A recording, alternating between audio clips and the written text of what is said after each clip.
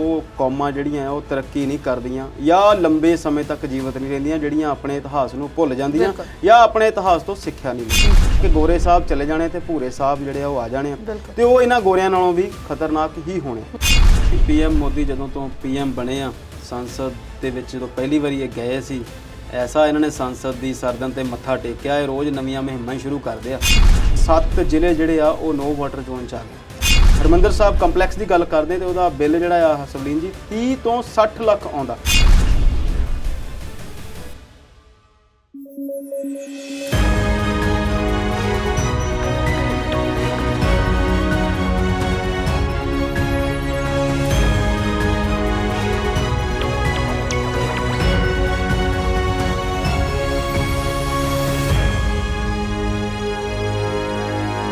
Punjabi national TV ਦੇਖ ਰਹੇ ਦਰਸ਼ਕਾਂ ਨੂੰ ਜੀ ਆਇਆਂ ਆਖਦੇ ਹਾਂ। ਤੁਹਾਡਾ ਮਨਪਸੰਦ ਪ੍ਰੋਗਰਾਮ ਵਿਚਾਰ ਚਰਚਾ ਲੈ ਕੇ ਇੱਕ ਵਾਰ ਫਿਰ ਤੋਂ ਹਾਜ਼ਰ ਹੋ ਗਏ ਹਾਂ। ਅੱਜ 23 ਮਾਰਚ ਆ, ਭਗਤ ਸਿੰਘ, ਰਾਜਗੁਰੂ ਤੇ ਸੁਖਦੇਵ ਦਾ ਸ਼ਹੀਦੀ ਦਿਹਾੜਾ ਹੈ। ਦਿੱਲੀ 'ਚ ਬੈਠੇ ਕਿਸਾਨ ਇਸ ਦਿਨ ਨੂੰ ਕਿਸ ਤਰ੍ਹਾਂ ਮਨਾਉਣਗੇ? ਦਿੱਲੀ ਦੇ ਵਿੱਚ ਨਵੀਂ ਐਕਸਾਈਜ਼ ਪਾਲਿਸੀ ਕੀ ਹੈ? ਹਰਮੰਦਰ ਸਾਹਿਬ ਵਿਖੇ ਸੋਲਰ ਪਾਵਰ ਪਲਾਂਟ ਲੱਗ ਰਹੇ ਨੇ। ਇਸ ਤੋਂ ਇਲਾਵਾ ਹੋਰ ਵੀ ਬਹੁਤ ਸਾਰੇ ਮੁੱਦਿਆਂ ਤੇ ਆਪਣੇ ਐਕਸਪਰਟ ਦੇ ਨਾਲ ਅੱਜ ਗੱਲਬਾਤ ਕਰਾਂਗੇ। ਇਸ ਵੇਲੇ ਮੇਰੇ ਨਾਲ ਸਟੂਡੀਓ 'ਚ ਮੌਜੂਦ ਨੇ ਸਾਡੇ ਐਕਸਪਰਟ ਅੰਮ੍ਰਿਤਪਾਲ ਸ਼ਰਮਾ ਜੀ। ਸਤਿ ਸ਼੍ਰੀ ਅਕਾਲ ਸ਼ਰਮਾ ਜੀ, ਸਵਾਗਤ ਕਰਦੇ ਹਾਂ ਜੀ ਤੁਹਾਡਾ। ਕੀ ਹਾਲ ਚਾਲ ਜੀ? ਬਸ ਜੀ ਬਹੁਤ ਵਧੀਆ। ਮੌਸਮ ਤੁਸੀਂ ਫਿਰ ਬਾਰਿਸ਼ ਸ਼ੁਰੂ ਕਰਤੀ? ਬਿਲਕੁਲ ਜੀ, ਮੈਂ ਕਿਹਾ ਬਦਲਾਅ ਜਿਹੜਾ ਕੁਦਰਤ ਦੇ ਵਿੱਚ ਬਹੁਤ ਜ਼ਰੂਰੀ ਹੁੰਦਾ ਆ, ਤਾਂ ਕਰਕੇ ਸਿਆਲ ਨੂੰ ਖਿੱਚ ਰਹੇ ਤੁਸੀਂ, ਖਤਮ ਨਹੀਂ ਹੋਣ ਦਿੰਦੇ। ਬਿਲਕੁਲ ਗਰਮੀ ਚੰਗੀ ਵੀ ਨਹੀਂ ਨਾ ਲੱਗਦੀ ਜੀ। ਅੱਜ ਦੇ ਪ੍ਰੋਗਰਾਮ ਦੀ ਸ਼ੁਰੂਆਤ ਕਰ ਲੈਂਦੇ ਆ। ਅੱਜ 23 ਮਾਰਚ ਆ ਜੀ, ਭਗਤ ਸਿੰਘ, ਰਾਜਗੁਰੂ ਤੇ ਸੁਖਦੇਵ ਦਾ ਸ਼ਹੀਦੀ ਦਿਹਾੜਾ ਹੈ ਤੇ ਕਿਸਾਨ ਇਸ ਦਿਨ ਨੂੰ ਕਿਸ ਤਰ੍ਹਾਂ ਮਨਾਉਣਗੇ? ਕੀ ਕੁਝ ਨਵੇਂ ਰੰਗ ਉੱਥੇ ਦੇਖਣ ਨੂੰ ਮਿਲਣਗੇ? ਸਵਲੀਨ ਜੀ, ਜਦੋਂ ਆਪਾਂ ਦਿਨ ਦੀ ਗੱਲ ਕਰਦੇ ਹਾਂ ਤੇ 23 ਮਾਰਚ 1931 ਤੋਂ 23 ਮਾਰਚ 2021 90 ਸਾਲ ਹੋ ਗਏ। 23 ਮਾਰਚ ਤੇ 23 ਸਾਲ ਦੀ ਹੀ ਉਮਰ ਸੀ ਉਸ ਬੰਦੇ ਦੀ ਜੀ। ਕੈਸੀ ਕਮਾਲ ਦੀ ਰੂਹ ਸੀ, ਕੈਸੀ ਸ਼ਖਸੀਅਤ ਸੀ। ਉਹਦੀ ਗੱਲਾਂ ਅਸੀਂ ਜਦੋਂ ਕਰਦੇ ਹਾਂ ਤੇ ਅਸੀਂ ਹੈਰਾਨ ਵੀ ਹੁੰਨੇ ਆ, ਉਹਦੇ ਲਈ ਮਾਣ ਵੀ ਕਰਦੇ ਆ ਤੇ ਉਹਦੀ ਉਮਰ ਨੂੰ ਦੇਖ ਕੇ ਸਾਨੂੰ ਆਪਣੇ ਆਪ ਤੇ ਵੀ ਆਉਂਦਾ ਵੀ ਉਹ ਬੰਦਾ ਕਿਹੋ ਜਿਹੀ ਮਿੱਟੀ ਦਾ ਬਣਿਆ ਸੀ ਜੀ। ਉਹਦੀ ਸਾਰੀ ਜਿਹੜੀ ਫੈਮਿਲੀ ਸੀ ਉਹ ਇਸ ਚੀਜ਼ ਨਾਲ ਜੁੜੀ ਹੋਈ ਸੀ, ਦੇਸ਼ ਭਗਤੀ ਨਾਲ ਤੇ ਦੇਸ਼ ਦੇ ਨਾਲ ਜੁੜੇ ਹੋਏ ਅੰਦੋਲਨ ਨਾਲ। ਪੜ੍ਹੇ ਹੋਏ ਲੋਕ ਸੀ, ਪੜ੍ਹੇ ਲਿਖੇ ਲੋਕ ਸੀ, ਆਰਿਆ ਸਮਾਜ ਨਾਲ ਵੀ ਜੁੜੇ ਹੋਏ ਸੀ। ਰਣਜੀਤ ਸਿੰਘ ਦੀ ਆਰਮੀ ਦੇ ਵਿੱਚ ਉਹਦੀ ਫੈਮਿਲੀ ਦੇ ਲੋਕ ਸਰਵਿਸ ਵੀ ਕਰ ਚੁੱਕੇ ਸੀ ਤੇ ਜੇਲ੍ਹ ਦੇ ਵਿੱਚ ਸੀ ਜਦੋਂ ਉਹਦਾ ਜਨਮ ਹੁੰਦਾ ਤੇ ਕਿਹਾ ਜਾਂਦਾ ਕਿ ਉਹਨਾਂ ਦੀ ਰਿਹਾਈ ਵੀ ਉਦੋਂ ਹੀ ਹੋਈ, ਉਹਦੇ ਫਾਦਰ ਦੀ ਵੀ ਤੇ ਉਹਦੇ 2 ਚਾਚਿਆਂ ਦੀ ਵੀ ਜੀ। ਇਸੇ ਕਰਕੇ ਇਹਨੂੰ ਭਾਗਾਂ ਵਾਲਾ ਕਹਿੰਦੇ ਸੀ ਤੇ ਬਾਅਦ ਵਿੱਚ ਭਗਤ ਸਿੰਘ ਦਾ ਨਾਮ ਰੱਖ ਦਿੱਤਾ। ਅੱਛਾ ਜੀ। ਬਹੁਤ ਹੀ ਕਮਾਲ ਦੀ ਉਹਦੀ ਸ਼ਖਸੀਅਤ ਰਹੀ ਆ ਥਰੂ ਆਊਟ ਦਾ ਲਾਈਫ। ਸਿਰਫ 23 ਸਾਲ ਦੀ ਉਮਰ ਹੈ। ਜਦੋਂ ਅਸੀਂ ਛੋਟੇ ਹੁੰਦੇ ਸੀ ਉਦੋਂ ਇੱਕ ਕਹਾਣੀ ਜੀ ਸਾਡੀ ਕਿਤਾਬ ਦੇ ਵਿੱਚ ਛੋਟੀ ਜਿਹੀ ਹੁੰਦੀ ਸੀ, ਕਿਤੇ ਦੰਬੂਖਾਂ ਬੀਜਣ ਵਾਲਾ ਜੀ ਜੀ। ਉਹ ਬੜੇ ਨਿਆਣਿਆਂ ਨੂੰ ਸੁਣਾਉਂਦੀਆਂ ਹੁੰਦੀਆਂ ਸੀ, ਆਮ ਤੌਰ 'ਤੇ ਘਰਾਂ ਦੀਆਂ ਸਵਾਣੀਆਂ ਤੇ ਸਾਡੀਆਂ ਮਾਤਾਵਾਂ, ਤਾਂ ਕਿ ਨਿਆਣੇ ਜਿਹੜੇ ਆ ਉਹਨਾਂ ਦੀਆਂ ਚੀਜ਼ਾਂ ਤੋਂ ਸਿੱਖਣ ਤੇ ਕੁਛ ਅੱਗੇ ਵਧਣ ਤੇ ਜਿਹੜੀ ਉਹਨਾਂ ਦੀ ਸੋਚ ਆ ਉਹ ਰੈਸ਼ਨਲ ਹੋਵੇ ਜੀ। ਧਾਰਮਿਕ ਨਾ ਹੋ ਕੇ ਰੈਸ਼ਨਲ ਹੋਵੇ। ਧਾਰਮਿਕ ਤੋਂ ਨਾ ਹੋਣ ਤੋਂ ਮੇਰਾ ਭਾਵ ਧਾਰਮਿਕ ਕੱਟੜਤਾ ਦੇ ਨਾ ਹੋਣ ਤੋਂ। ਬਿਲਕੁਲ। ਤੇ ਅਸੀਂ ਉਹਨੂੰ ਬਹੁਤ ਵਾਰ ਇਸੇ ਗੱਲ 'ਚ ਕਰਦੇ ਹਾਂ ਕਿ ਉਹ ਨਾਸਤਿਕ ਸੀ ਜਾਂ ਉਹ ਕਿਹੋ ਜਿਹਾ ਸੀ। ਬਹੁਤ ਸਾਰੀਆਂ ਗੱਲਾਂ ਜਿਹੜੀਆਂ ਆ ਵਿਰੋਧਾਭਾਸੀ ਵੀ ਅਸੀਂ ਕਰਦੇ ਹਾਂ ਤੇ ਅਸੀਂ ਦੇਖਦੇ ਹਾਂ ਕਿ ਬੀਤੇ ਕੁਝ ਸਮੇਂ ਤੋਂ ਭਾਰਤ ਦੇ ਵਿੱਚ ਪਿਛਲੀਆਂ ਜਿਹੜੀਆਂ ਚੀਜ਼ਾਂ ਬਣੀਆਂ ਹੋਈਆਂ ਨੇ ਉਹਨਾਂ ਨੂੰ ਤੋੜਨ ਦੇ ਯਤਨ ਵੀ ਕੀਤੇ ਜਾ ਰਹੇ। ਇਤਿਹਾਸ ਨੂੰ ਰੀਰਾਈਟ ਕਰਨ ਦੀ ਵੀ ਕੋਸ਼ਿਸ਼ ਹੋ ਰਹੀ ਹੈ ਜੀ। ਮੈਂ ਇਸ ਗੱਲ ਨੂੰ ਜੇ ਇੱਕ ਹੋਰ ਤਰੀਕ ਤੋਂ ਸ਼ੁਰੂ ਕਰਾਂ, ਦਿਨ ਸੀਗਾ ਜੀ 23 ਮਾਰਚ 2003, ਕੋਈ 18 ਸਾਲ ਪਹਿਲਾਂ ਦੀ ਗੱਲ ਹੈ ਜੀ। ਜਦੋਂ ਮੈਂ ਕੁਝ ਬੱਚਿਆਂ ਨੂੰ ਪੜ੍ਹਾਉਂਦਾ ਸੀ ਤੇ ਮੈਂ ਉਹਨਾਂ ਨੂੰ ਪੁੱਛਿਆ, 24 ਤਰੀਕ ਦੀ ਗੱਲ ਹੈ, 23 ਮਾਰਚ ਨੂੰ ਇਨਫੈਕਟ ਸੰਡੇ ਸੀ, 24 ਨੂੰ ਮੈਂ ਉਹਨਾਂ ਨੂੰ ਪੁੱਛਿਆ ਵੀ ਕੱਲ੍ਹ ਕੀ ਦਿਨ ਸੀ ਤੇ ਉਸ ਕਲਾਸ ਦੇ ਬਹੁਤੇ ਬੱਚਿਆਂ ਨੇ ਮੈਨੂੰ ਕਿਹਾ ਜੀ ਕੱਲ੍ਹ ਸੰਡੇ ਸੀ। ਜਦੋਂ ਉਹਨਾਂ ਨੂੰ ਫਿਰ ਪੁੱਛਿਆ ਕਿ ਨਹੀਂ ਯਾਰ ਕੁਝ ਹੋਰ ਵੀ ਸੀ ਕੱਲ੍ਹ, ਤੇ ਕੁਝ ਜਿਹੜੇ ਥੋੜ੍ਹੀ ਬਹੁਤ ਆਲੇ ਦੁਆਲੇ ਦੀ ਜਾਣਕਾਰੀ ਰੱਖਦੇ ਸੀ ਉਹਨਾਂ ਨੇ ਦੱਸਿਆ ਕਿ ਕੱਲ੍ਹ ਵਰਲਡ ਕੱਪ ਫਾਈਨਲ ਸੀ ਜਿਹੜਾ ਭਾਰਤ ਤੇ ਆਸਟ੍ਰੇਲੀਆ ਦੇ ਵਿੱਚ ਸੀਗਾ ਤੇ ਦੱਖਣੀ ਅਫਰੀਕਾ 'ਚ ਹੋਇਆ ਉਹਦਾ ਮੈਚ ਤੇ ਭਾਰਤ ਉਹ ਮੈਚ ਹਾਰ ਗਿਆ ਜੀ। ਤੇ ਅਸੀਂ ਇਹ ਗੱਲ ਅਕਸਰ ਕਰਦੇ ਹਾਂ ਕਿ ਉਹ ਕੌਮਾਂ ਜਿਹੜੀਆਂ ਉਹ ਤਰੱਕੀ ਨਹੀਂ ਕਰਦੀਆਂ ਜਾਂ ਲੰਬੇ ਸਮੇਂ ਤੱਕ ਜੀਵਤ ਨਹੀਂ ਰਹਿੰਦੀਆਂ, ਜਿਹੜੀਆਂ ਆਪਣੇ ਇਤਿਹਾਸ ਨੂੰ ਭੁੱਲ ਜਾਂਦੀਆਂ ਜਾਂ ਆਪਣੇ ਇਤਿਹਾਸ ਤੋਂ ਸਿੱਖਿਆ ਨਹੀਂ ਲੈਂਦੀਆਂ। ਬਹੁਤ ਹੈਰਾਨੀ ਹੋਈ ਉਸ ਸਮੇਂ ਦੇ ਉਸ ਤਰੀਕ ਦੇ ਵਿੱਚ ਜਦੋਂ ਮੇਰੇ ਆਪਣੇ ਸਟੂਡੈਂਟਸ ਜਿਹੜੇ, ਹਾਲਾਂਕਿ ਉਹ ਕੰਪਿਊਟਰ ਐਜੂਕੇਸ਼ਨ ਨਾਲ ਜੁੜੇ ਹੋਏ ਸੀ, ਪਰ ਕਿਸੇ ਨੂੰ ਵੀ ਉਹਦੇ ਬਾਰੇ ਕੁਝ ਪਤਾ ਨਹੀਂ ਸੀ। ਅੱਜ ਜਦੋਂ ਅਸੀਂ ਇਹਨੂੰ ਦੇਖਦੇ ਹਾਂ ਉਸ ਦਿਨ ਤੋਂ 2003 ਤੋਂ 18 ਸਾਲ ਬਾਅਦ 2021 ਦੇ ਵਿੱਚ, ਤੇ ਮੈਨੂੰ ਇਸ ਗੱਲ ਦੀ ਥੋੜ੍ਹੀ ਜਿਹੀ ਖੁਸ਼ੀ ਆ ਕਿ ਬਹੁਤ ਸਾਰੇ ਨੌਜਵਾਨ ਜਿਹੜੇ ਆ ਉਹਦੇ ਬਾਰੇ ਜਾਣਦੇ ਆ, ਬੁੱਝਦੇ ਆ, ਸਮਝਦੇ ਆ, ਪੜ੍ਹਦੇ ਆ ਤੇ ਉਹਦੀਆਂ ਗੱਲਾਂ ਵੀ ਹੁਣ ਕਰਦੇ ਆ ਜੀ। ਤੁਸੀਂ ਦੇਖਿਆ ਹੋਵੇਗਾ ਕੁਝ ਸਾਲ ਪਹਿਲਾਂ ਤੱਕ ਉਹਦੀ ਸਿਰਫ ਇੱਕ ਟੋਪ ਵਾਲੀ ਫੋਟੋ ਹੀ ਜਿਹੜੀ ਆ ਹੁੰਦੀ ਸੀ ਤੇ ਮੁੱਛਾਂ ਖੜੀਆਂ ਸੀ ਤੇ ਉਹਦੇ ਹੱਥ 'ਚ ਪਿਸਤੌਲ ਦਿਖਾਇਆ ਜਾਂਦਾ ਸੀ। ਬਿਲਕੁਲ ਬਿਲਕੁਲ। ਜਦ ਕਿ ਉਸ ਇਨਸਾਨ ਨੇ ਆਪਣੀ ਜ਼ਿੰਦਗੀ ਦੇ ਵਿੱਚ ਹਿੰਸਾ ਦੀ ਕਦੇ ਪ੍ਰੋੜਤਾ ਨਹੀਂ ਕੀਤੀ ਜੀ। ਬਹੁਤ ਸਾਰੀਆਂ ਗੱਲਾਂ ਉਹਦੇ ਨਾਲ ਹੋਰ ਜੁੜੀਆਂ ਹੋਈਆਂ ਨੇ। ਉਹਦੀ ਮਾਂ ਉਹਨੂੰ ਪੁੱਛਦੀ ਸੀ ਕਿ ਕਾਕਾ ਤੂੰ ਜਿਹੜੀ ਆਜ਼ਾਦੀ ਦੀ ਗੱਲ ਲੱਭਦਾ ਆ ਉਹਦੇ 'ਚੋਂ ਹਾਸਲ ਕੀ ਹੋਵੇਗਾ। ਜੀ।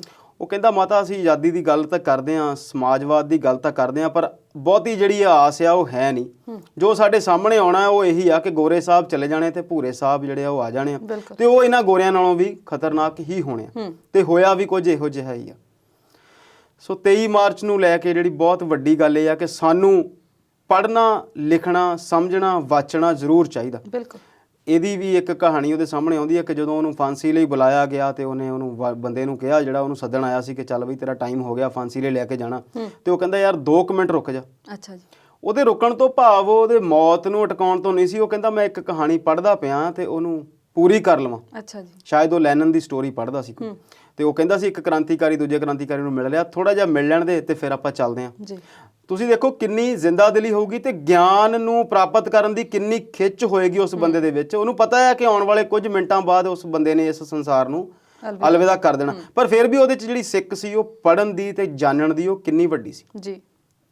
ਇਹ ਇੱਕ ਮਾਤਰ ਵਜ੍ਹਾ ਆ ਜਿਹੜਾ ਉਹ 23 ਸਾਲ ਦੇ ਵਿੱਚ ਹੀ ਇੰਨਾ ਮੈਚਿਓਰ ਸੀ ਜੀ। ਸਾਡੀ ਅੱਜ ਦੀ, ਮੈਂ ਇਹਨਾਂ ਦੀ ਤੁਲਨਾ ਨਹੀਂ ਕਰਦਾ ਜਾਂ ਅੱਜ ਦੇ ਜਿਹੜੇ ਸਾਡੇ ਜਵਾਕ ਆ ਜਾਂ ਸਾਡੇ ਜਿਹੜੇ ਸਟੂਡੈਂਟ ਆ ਜਾਂ ਸਾਡੇ ਜਿਹੜੇ ਵਿਦਿਆਰਥੀ ਆ, ਸਾਡੀ ਜਿਹੜੀ ਅਗਲੀ ਪੀੜ੍ਹੀ ਆ, ਇਹਨਾਂ ਦੀ ਤੁਲਨਾ ਨਹੀਂ ਅਸੀਂ ਕਰਦੇ, ਪਰ ਇਹ ਕਰਦੇ ਹਾਂ ਕਿ ਸਾਡੇ ਜਿਹੜੇ ਪ੍ਰਾਇੋਰਟੀਜ਼ ਆ, ਸਾਡੀਆਂ ਜਿਹੜੀਆਂ ਪ੍ਰਾਥਮਿਕਤਾਵਾਂ ਆ, ਸਾਡੀ ਜਿਹੜੀ ਜ਼ਿੰਦਗੀ ਪ੍ਰਤੀ ਨਜ਼ਰੀਆ ਆ ਉਹ ਜਿਹੜਾ ਆ ਥੋੜਾ ਜਿਹਾ ਬਦਲ ਗਿਆ। ਅਸੀਂ ਜ਼ਿਆਦਾ ਪਦਾਰਥਵਾਦੀ ਹੋ ਗਏ ਆ, ਵਿਚਾਰਵਾਦੀ ਨਹੀਂ ਰਹੇ ਜੀ ਜੀ। ਉਹਦੇ ਪੜ੍ਹਨ ਦੀ ਜਿਹੜੀ ਗੱਲ ਆ ਉਹ ਵੀ ਆ ਕਿ ਉਹ ਆਰੀਆ ਸਮਾਜ ਸਕੂਲ ਦੇ ਵਿੱਚ ਪੜ੍ਹਿਆ ਸੀਗਾ ਤੇ ਉੱਥੇ ਜਿਹੜਾ ਆ ਧਾਰਮਿਕ ਸਿੱਖਿਆ ਵੀ ਦਿੱਤੀ ਜਾਂਦੀ ਆ, ਪਰ ਜ਼ਿਆਦਾ ਜਿਹੜਾ ਵਿਚਾਰਾਂ ਦੀ ਜਿਹੜੀ ਗੱਲ ਸੀ ਉਹ ਹੁੰਦੀ ਸੀ। ਇਸੇ ਕਰਕੇ ਸ਼ਾਇਦ ਉਹ ਧਾਰਮਿਕ ਨਾ ਹੋ ਕੇ ਸਮਾਜਿਕ ਖਿਆਲਾਂ ਦਾ ਜ਼ਿਆਦਾ ਸੀ ਜੀ। ਤੇ ਇਹੋ ਜਿਹਾ ਉਹਦਾ ਜਿਹੜਾ ਕਿਰਦਾਰ ਤੇ ਜੀਵਨ ਸੀ, ਨਾਲ ਦੇ ਉਹਦੇ ਜਿਹੜੇ ਲੋਕ ਸੀ ਉਹ ਵੀ ਓਨੇ ਹੀ ਦ੍ਰਿੜ ਸੀ। 23 ਸਾਲ ਦੀ ਛੋਟੀ ਜਿਹੀ ਉਮਰ ਦੇ ਵਿੱਚ ਉਹਨਾਂ ਨੇ ਬਹੁਤ ਕੁਝ ਪ੍ਰਾਪਤ ਕੀਤਾ, ਬਹੁਤ ਸਖਤ ਸੰਘਰਸ਼ ਵੀ ਕੀਤਾ ਤੇ ਬਹੁਤ ਸਾਰੇ ਜਿਹੜੇ ਆ ਦੁੱਖ ਜਿਹੜੇ ਆ ਜੇਲ੍ਹ ਦੇ ਵਿੱਚ ਜਿਹੜਾ ਤਸ਼ੱਦਦ ਉਹਨਾਂ ਤੇ ਸਮੇਂ ਦੀ ਸਰਕਾਰ ਵੱਲੋਂ ਕੀਤਾ ਗਿਆ ਉਹ ਵੀ ਉਹਨਾਂ ਨੇ ਝੱਲਿਆ ਤੇ ਜੇਲ੍ਹ ਦੇ ਵਿੱਚ ਵੀ ਰਹਿ ਕੇ ਉਹਨਾਂ ਨੇ ਬਹੁਤ ਸਾਰੇ ਸੰਘਰਸ਼ ਕੀਤੇ। ਬਹੁਤ ਸਾਰੀਆਂ ਮਨੁੱਖੀ ਲੋੜਾਂ ਜਿਹੜੀਆਂ ਜੇਲ੍ਹ ਦੇ ਵਿੱਚ ਸਮੇਂ ਦੀਆਂ ਸਰਕਾਰਾਂ ਨਹੀਂ ਦਿੰਦੀਆਂ ਸੀ ਉਹਨਾਂ ਲਈ ਵੀ ਸੰਘਰਸ਼ ਕੀਤਾ ਤੇ ਹਾਕਮ ਦੇ ਨਾਲ ਉਹਨਾਂ ਨੇ ਜਿਹੜੀ ਆਪਣੀ ਦੂਜੀ ਧਿਰ ਸੀ ਉਹਦੇ ਨਾਲ ਵੀ ਕਈ ਵਾਰ ਜਦੋਜਹਿਦ ਕੀਤੀ ਤੇ ਕਈ ਚੀਜ਼ਾਂ ਜਿਹੜੀਆਂ ਉਹਨਾਂ ਦੇ ਸਾਹਮਣੇ ਆਈਆਂ ਜੀ। ਬੰਬ ਸਿੱਟਣ ਦੀ ਘਟਨਾ ਤੇ ਲੈ ਕੇ ਅਸੀਂ ਬਹੁਤ ਸਾਰੀਆਂ ਹੋਰ ਚੀਜ਼ਾਂ ਪੜ੍ਹਦੇ ਹਾਂ, ਸੁਣਦੇ ਹਾਂ ਤੇ ਉਹਨਾਂ ਤੇ ਗੱਲਾਂ ਕਰਦੇ ਹਾਂ, ਪਰ ਕੁੱਲ ਮਿਲਾ ਕੇ ਭਗਤ ਸਿੰਘ ਦਾ ਜਿਹੜਾ ਸ਼ਖਸੀਅਤ ਸੀ ਉਹ ਬਹੁਤ ਅਦੁੱਤੀ ਸੀ। ਸਾਨੂੰ ਉਹ ਤੋਂ ਸੇਧ ਲੈਣ ਦੀ ਲੋੜ ਆ ਤੇ ਮੈਂ ਅੱਜ ਗੱਲ ਕਹਿਣਾ ਚਾਹੁੰਦਾ ਕਿ 90 ਸਾਲ ਹੋ ਗਏ ਇੱਕ 23 ਸਾਲ ਦੇ ਨੌਜਵਾਨ ਨੂੰ ਫਾਂਸੀ ਲੱਗਿਆ ਜੀ। ਤੇ ਮੈਨੂੰ ਲੱਗਦਾ ਨਹੀਂ ਕਿ 9 ਸਾਲ 90 ਸਾਲ 900 ਸਾਲ ਜਾਂ 9000 ਸਾਲ ਵੀ ਉਹ ਸਾਡੇ ਸਮਾਜ ਚੋਂ ਵੱਖ ਹੋਵੇਗਾ ਜੀ। ਵਜ੍ਹਾ ਇਹੀ ਆ ਕਿ ਬੰਦਾ ਜ਼ਰੂਰ ਮਰ ਸਕਦਾ ਹੈ ਪਰ ਜਿਹੜੇ ਵਿਚਾਰ ਆ ਉਹ ਟਰੈਵਲ ਕਰਦੇ ਆ ਤੇ ਇਹੀ ਸਾਡੀ ਤਰੱਕੀ ਆ। ਜੇ ਅਸੀਂ ਉਹਨਾਂ ਵਿਚਾਰਾਂ ਤੋਂ ਸੇਧ ਲੈ ਕੇ ਅੱਗੇ ਤੋਂ ਅੱਗੇ ਵਧਦੇ ਚੱਲੀਏ ਤੇ ਜਿਹੜੀ ਉਹ ਹੈਗੀ ਆ ਕਹਾਣੀ ਅੱਗੇ ਤੋਂ ਅੱਗੇ ਵਧੇਗੀ ਤੇ ਸਾਡਾ ਜਿਹੜਾ ਸਮਾਜ ਆ ਉਹਨਾਂ ਦੀ ਸੋਚ ਮੁਤਾਬਕ ਸਮਾਜਵਾਦ ਵੱਲ ਵੱਧ ਸਕਦਾ ਜੀ। ਤੇ ਅੱਜ ਕਿਸਾਨ ਅੰਦੋਲਨ 'ਚ ਇਸ ਦਿਨ ਦਾ ਰੰਗ ਕਿੱਦਾਂ ਦਿਖੂਗਾ? ਕਿਸਾਨ ਅੰਦੋਲਨ ਦੀ ਜਦੋਂ ਗੱਲ ਕਰਦੇ ਹਾਂ ਤੇ ਇਸੇ ਕਿਸਾਨ ਅੰਦੋਲਨ ਨੇ ਸਾਨੂੰ ਬਹੁਤ ਸਾਰੀਆਂ ਚੀਜ਼ਾਂ ਦੇ ਲਈ ਜਾਗਰਤ ਕੀਤਾ ਸਵਲੀਨ ਜੀ। ਇਸੇ ਸਮਾਜ ਦੀਆਂ ਕੁਰੀਤੀਆਂ ਦੇ ਪ੍ਰਤੀ ਵੀ, ਸਰਕਾਰਾਂ ਦੇ ਵਿਰੋਧ ਦੇ ਲਈ ਵੀ ਤੇ ਸਰਕਾਰਾਂ ਵੱਲੋਂ ਕੀਤੇ ਗਏ ਜ਼ਬਰ ਦੇ ਲਈ ਵੀ। ਤੇ ਅੱਜ ਜਿਹੜੀ ਕਿਸਾਨ ਅੰਦੋਲਨ ਆ ਉਹਦੇ ਲਈ ਵੱਖ-ਵੱਖ ਸ਼ਹਿਰਾਂ ਤੋਂ ਜਿਹੜੀਆਂ ਯਾਤਰਾਵਾਂ ਨਿਕਲ ਰਹੀਆਂ, ਬੰਗਲੌਰ ਦੇ ਵਿੱਚ ਵੀ ਆ ਤੇ ਕੁਝ ਹੋਰ ਸ਼ਹਿਰਾਂ ਯੂਪੀ ਦੇ ਵਿੱਚ ਵੀ ਆ, ਝਾਰਖੰਡ ਦੇ ਵਿੱਚ ਵੀ ਆ, ਜਿਹੜੀਆਂ ਉਹਨਾਂ ਨੇ ਆਪਣੇ ਗਵਰਨਰਸ ਨੂੰ ਜਾਂ ਡੀਸੀਜ਼ ਨੂੰ ਜਿਹੜੇ ਆ ਮੰਗ ਪੱਤਰ ਦੇਣੇ ਆ ਤੇ ਅੱਜ ਦੀ ਜਿਹੜੀ ਸਟੇਜ ਆ ਉਹ ਵੀ ਸਿਰਫ ਨੌਜਵਾਨਾਂ ਨੂੰ ਦਿੱਤੀ ਜਾਣੀ ਆ। ਇਸੇ ਹੀ ਦਿਨ ਨੂੰ ਮੁੱਖ ਰੱਖ ਕੇ ਬੀਤੇ ਦਿਨੀ ਔਰਤਾਂ ਨੂੰ ਵੀ ਇੱਕ ਵਾਰ ਦਿੱਤੀ ਗਈ ਸੀ ਤੇ ਸਾਡੇ ਜਿਹੜੇ ਕਿਸਾਨ ਜਥੇਬੰਦੀਆਂ ਦੇ ਆਗੂ ਆ ਉਹਨਾਂ ਨੇ ਵੀ ਇਹਦੇ ਲਈ ਬਹੁਤ ਸਾਰੀਆਂ ਗੱਲਾਂ ਜਿਹੜੀਆਂ ਉਹ ਕੀਤੀਆਂ ਨੇ ਵੱਖ-ਵੱਖ ਸਮੇਂ ਤੇ ਅੱਜ ਦੀ ਜਿਹੜੀ ਹੈਗੀ ਆ 23 ਮਾਰਚ ਦੀ ਸਟੇਜ ਆ ਉੱਥੇ ਆਗੂ ਜਿਹੜੇ ਆ ਉਹ ਨੌਜਵਾਨ ਬਣਨਗੇ ਤੇ ਸਾਨੂੰ ਦੱਸਣਗੇ ਕਿ ਕਿਵੇਂ ਜੇ ਭਗਤ ਸਿੰਘ ਕਰ ਸਕਦਾ ਸੀ ਤੇ ਅੱਜ ਦੇ ਲੋਕ ਜਿਹੜੇ ਅੱਜ ਦੇ ਸਾਡੇ ਵਿਦਿਆਰਥੀ ਆ, ਅੱਜ ਦੇ ਸਾਡੇ ਨੌਜਵਾਨ ਆਗੂ ਆ ਉਹ ਵੀ ਇਸ ਚੀਜ਼ ਨੂੰ ਸਿਰੇ ਚੜਾ ਸਕਦੇ ਆ ਤੇ ਉਹ ਹੁਣ ਸਮਝ ਜ਼ਰੂਰ ਰੱਖਦੇ ਨੇ ਜੀ। ਸ਼ਰਮਾ ਜੀ, ਅਸੀਂ ਗੱਲ ਕਰ ਰਹੇ ਕਿਸਾਨ ਅੰਦੋਲਨ ਦੀ ਤੇ ਸਰਕਾਰਾਂ ਵੀ ਦੜ ਵੱਟ ਕੇ ਬੈਠੀਆਂ ਨੇ, ਕਿਸਾਨਾਂ ਤੱਕ ਪਹੁੰਚ ਨਹੀਂ ਕਰ ਰਹੀਆਂ, ਕੀ ਕਹਿਣਾ ਚਾਹੋਗੇ? ਸਰਕਾਰਾਂ ਦੀ ਜਿਹੜੀ ਚੁੱਪੀ ਆ ਉਹ ਬਹੁਤ ਹੈਰਾਨੀਜਨਕ ਆ। ਅਸੀਂ ਬਹੁਤ ਵਾਰ ਇਸ ਗੱਲ ਤੇ ਗੱਲ ਕੀਤੀ ਆ। ਸਰਕਾਰਾਂ ਇਸ ਗੱਲ ਦੇ ਉੱਤੇ ਹੁਣ ਬੈਠੀਆਂ ਨੇ ਕਿ ਇਹ ਅੰਦੋਲਨ ਜਿਹੜਾ ਆ ਥੱਕ ਹਾਰ ਕੇ ਹੀ ਖਤਮ ਹੋ ਜਾਏ, ਪਰ ਜਿਹੜੀ ਇਹ ਜਿਹੜੀ ਇਸ ਅੰਦੋਲਨ ਦੀ ਚੰਗਿਆੜੀ ਆ ਉਹ ਤੁਸੀਂ ਇਹਨੂੰ ਤੂੜੀ ਦੀ ਅੱਗ ਕਹਿ ਲਓ ਜਾਂ ਘਾਹ ਦੀ ਅੱਗ ਵਾਂਗ ਕਹਿ ਲਓ ਕਿ ਅੰਦਰ ਦੀ ਅੰਦਰ ਸੁਲਗਦੀ ਵੱਧ ਰਹੀ ਆ ਜੀ। ਕੱਲ ਦਾ ਜਿਹੜਾ ਬੰਗਲੌਰ ਦੇ ਵਿੱਚ ਇਕੱਠ ਸੀਗਾ, ਸੜਕਾਂ ਦੇ ਉੱਤੇ ਲੱਖਾਂ ਦੀ ਗਿਣਤੀ ਦੇ ਵਿੱਚ ਲੋਕ ਸੀ ਜਿਹੜੇ ਗਵਰਨਰ ਸਾਹਿਬ ਵੱਲ ਨੂੰ ਜਾ ਰਹੇ ਸੀ। ਇਦਾਂ ਹੀ ਵੱਖ-ਵੱਖ ਟਾਈਮ ਤੇ ਵੱਖ-ਵੱਖ ਸ਼ਹਿਰਾਂ ਦੇ ਵਿੱਚ ਜਿਹੜਾ ਅੰਦੋਲਨ ਆ ਉਹ ਵੱਧਦਾ ਪਿਆ ਤੇ ਸਰਕਾਰ ਦੀ ਜਿਹੜੀ ਚੁੱਪੀ ਆ ਉਹ ਬਹੁਤ ਹੈਰਾਨੀ ਕਰਨ ਆ ਸਰਕਾਰ ਦੀ। ਇਹਦੇ ਲਈ ਮੈਨੂੰ ਲੱਗਦਾ ਕੋਈ ਜਿਹੜੀ ਕੈਲਕੂਲੇਸ਼ਨ ਆ ਉਹਨਾਂ ਦੀ ਉਹ ਇਸ ਚੀਜ਼ ਲਈ ਇਸ ਗੱਲ ਦੀ ਆ ਕਿ ਇਹਨੂੰ ਆਪਾਂ ਹੌਲੀ-ਹੌਲੀ ਦਬਾ ਲਵਾਂਗੇ ਜਾਂ ਰੋਕ ਲਵਾਂਗੇ ਜਾਂ ਇਹ ਥੱਕ ਜਾਊਗਾ, ਪਰ ਉਹਦੇ ਲਈ ਉਹਨਾਂ ਦੀ ਜਿਹੜੀ ਇਹ ਕੈਲਕੂਲੇਸ਼ਨ ਹੈ ਮੈਨੂੰ ਨਹੀਂ ਲੱਗਦਾ ਕਿ ਆਉਣ ਵਾਲੇ ਸਮੇਂ 'ਚ ਕਾਮਯਾਬ ਹੋਊਗੀ। ਸਰਕਾਰ ਨੂੰ ਚਾਹੀਦਾ ਕਿ ਇਹਦੇ ਲਈ ਜਲਦੀ ਕੋਈ ਨਾ ਕੋਈ ਹੱਲ ਕੱਢਿਆ ਜਾਵੇ। ਜੀ ਸ਼ਰਮਾ ਜੀ, ਮੁੱਦੇ ਹਾਲੇ ਹੋਰ ਵੀ ਬਹੁਤ ਨੇ, ਪਰ ਹੁਣ ਵੇਲਾ ਹੋ ਗਿਆ ਇੱਕ ਛੋਟੀ ਜਿਹੀ ਬ੍ਰੇਕ ਦਾ। ਜਲਦ ਹਾਜ਼ਰ ਹੁੰਨੇ ਆ।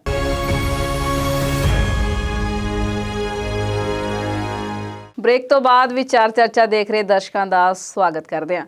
ਸ਼ਰਮਾ ਜੀ, ਦਿੱਲੀ ਸਰਕਾਰ ਦੀ ਨਵੀਂ ਐਕਸਾਈਜ਼ ਪਾਲਿਸੀ ਬਾਰੇ ਵੀ ਤੁਹਾਡੇ ਤੋਂ ਜਾਣਨਾ ਚਾਹੁੰਦੇ ਆ।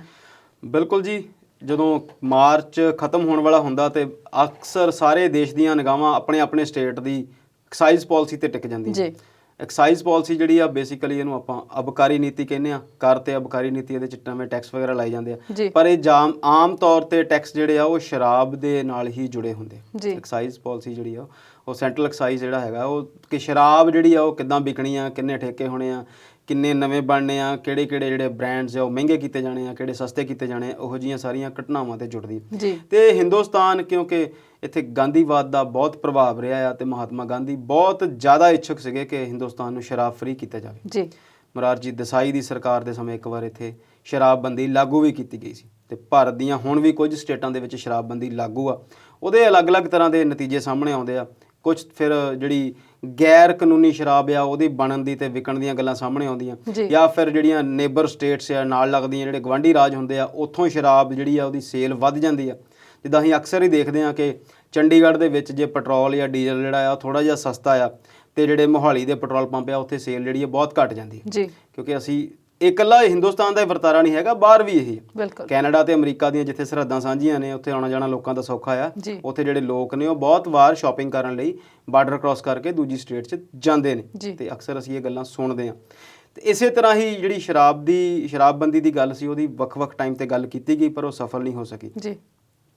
ਤੇ ਕਿਉਂਕਿ ਜਿਹੜੀਆਂ ਸਾਡੀਆਂ ਸਰਕਾਰਾਂ ਆ ਉਹ ਵੈਲਫੇਅਰ ਫਾਰਮ ਆਫ ਗਵਰਨਮੈਂਟ ਨਾ ਹੋ ਕੇ ਪਬਲਿਕ ਪ੍ਰਾਈਵੇਟ ਕੰਪਨੀਆਂ ਵਾਂਗ ਬਿਹੇਵ ਕਰਦੀਆਂ, ਪੈਸੇ ਕਮਾਉਣਾ ਇਹਨਾਂ ਦਾ ਵੀ ਕਿਤੇ ਨਾ ਕਿਤੇ ਉਹ ਹੈਗਾ ਰੋਲ। ਇਹ ਸਮਝਦੀਆਂ ਆ ਕਿ ਸਾਡੀ ਜ਼ਰੂਰਤ ਆ ਬਹੁਤ ਸਾਰੇ ਆਪਣੇ ਕਰ ਜਿਹੜੇ ਆ ਟੈਕਸ ਦੇ ਤੌਰ ਤੇ ਰੁਪਈਏ ਇਕੱਠੇ ਕਰਨੇ ਤੇ ਫਿਰ ਉਹਨਾਂ ਨੂੰ ਪਬਲਿਕ ਵੈਲਫੇਅਰ ਦੀਆਂ ਸਕੀਮਾਂ 'ਚ ਲਾਉਣਾ ਤੇ ਉਹਦੇ ਨਾਲ ਕਿਤੇ ਨਾ ਕਿਤੇ ਜਿਹੜੇ ਪਲੈਨਡ ਤੇ ਨਾਨ ਪਲੈਨਡ ਐਕਸਪੈਂਡੀਚਰ ਉਹਨਾਂ ਦਾ ਜਿਹੜਾ ਗੈਪ ਆ। ਪਲੈਨਿੰਗ ਦੇ ਵਿੱਚ ਐਕਸਪੈਂਡੀਚਰ ਤਾਂ ਉਹ ਆ ਕਿ ਤੁਸੀਂ ਕਿਹੜੀਆਂ ਸੜਕਾਂ ਬਣਾਉਣੀਆਂ ਆ ਤੇ ਕੀ ਕਰਨਾ ਆ, ਸਕੂਲ ਬਣਾਉਣੇ ਆ, ਜਾਂ ਪਲੈਨਿੰਗ 'ਚ ਨੇ ਜਿਹੜੇ ਨਾਨ ਪਲੈਨਡ ਐਕਸਪੈਂਡੀਚਰ ਜਿਹੜੇ ਇਹਨਾਂ ਦੇ ਆਪਣੇ ਖਰਚੇ ਨੇ, ਜਿਹੜੇ ਇਹਨਾਂ ਨੇ MLA ਨੂੰ ਪੈਸੇ ਦੇਣੇ ਆ ਕਿ ਤੁਸੀਂ ਕਿੱਥੇ ਖਰਚਣੇ ਆ ਕਿੱਥੇ ਨਹੀਂ ਖਰਚਣੇ, ਤੇ ਉਹ ਜਿਹੜਾ ਇਹਨਾਂ ਦਾ ਡੈਫੀਸ਼ੀਟ ਆ ਦੋਨਾਂ ਦੇ ਵਿੱਚ ਜਿਹੜਾ ਗੈਪ ਆ ਉਹਨੂੰ ਪੂਰਾ ਕਰਨ ਲਈ ਫਿਰ ਸਰਕਾਰਾਂ ਬਹੁਤ ਸਾਰੇ ਕੰਮ ਇਹੋ ਜਿਹੇ ਕਰਦੀਆਂ ਆ।